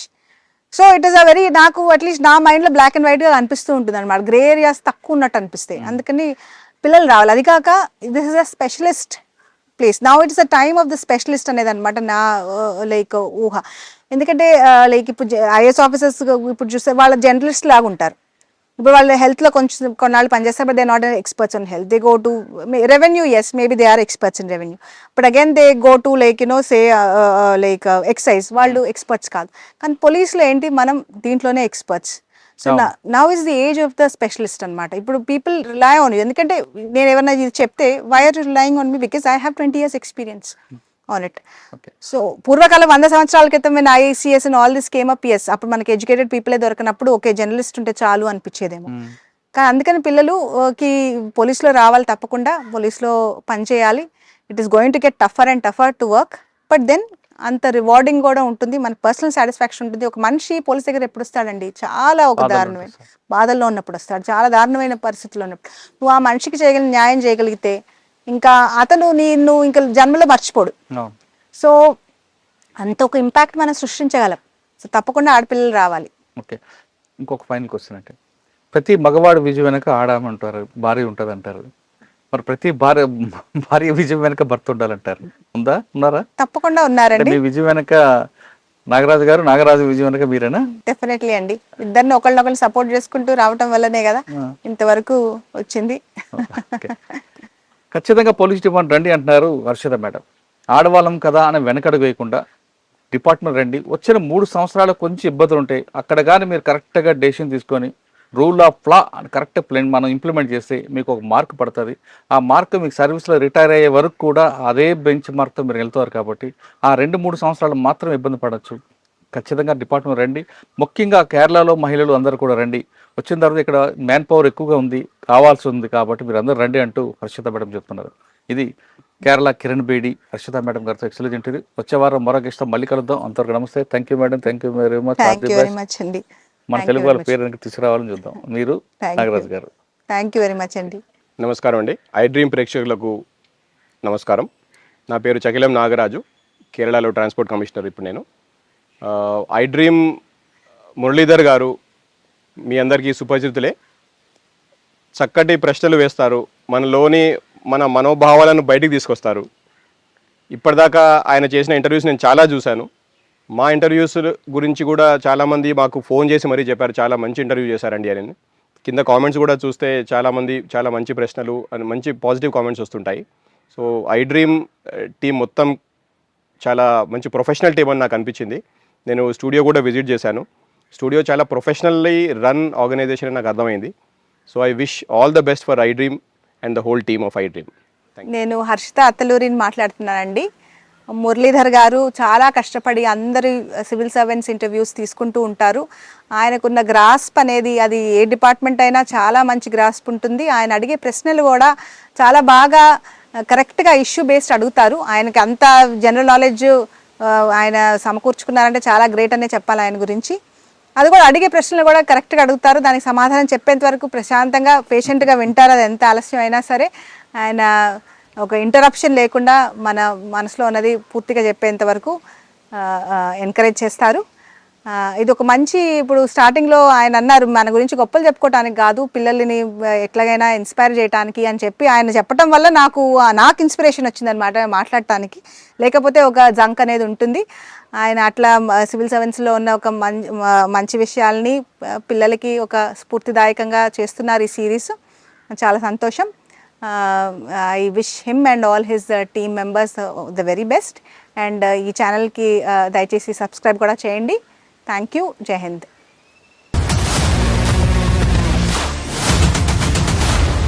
iDreams, this police diaries is something very, very valuable towards that. I must really appreciate Murali, your insights. iDreams founder and CEO చిన్న వాసుదేవ్ రెడ్డి గారితో మురళీధర్ క్రైమ్ స్టోరీస్ చాలా famous అయిపోయినావు.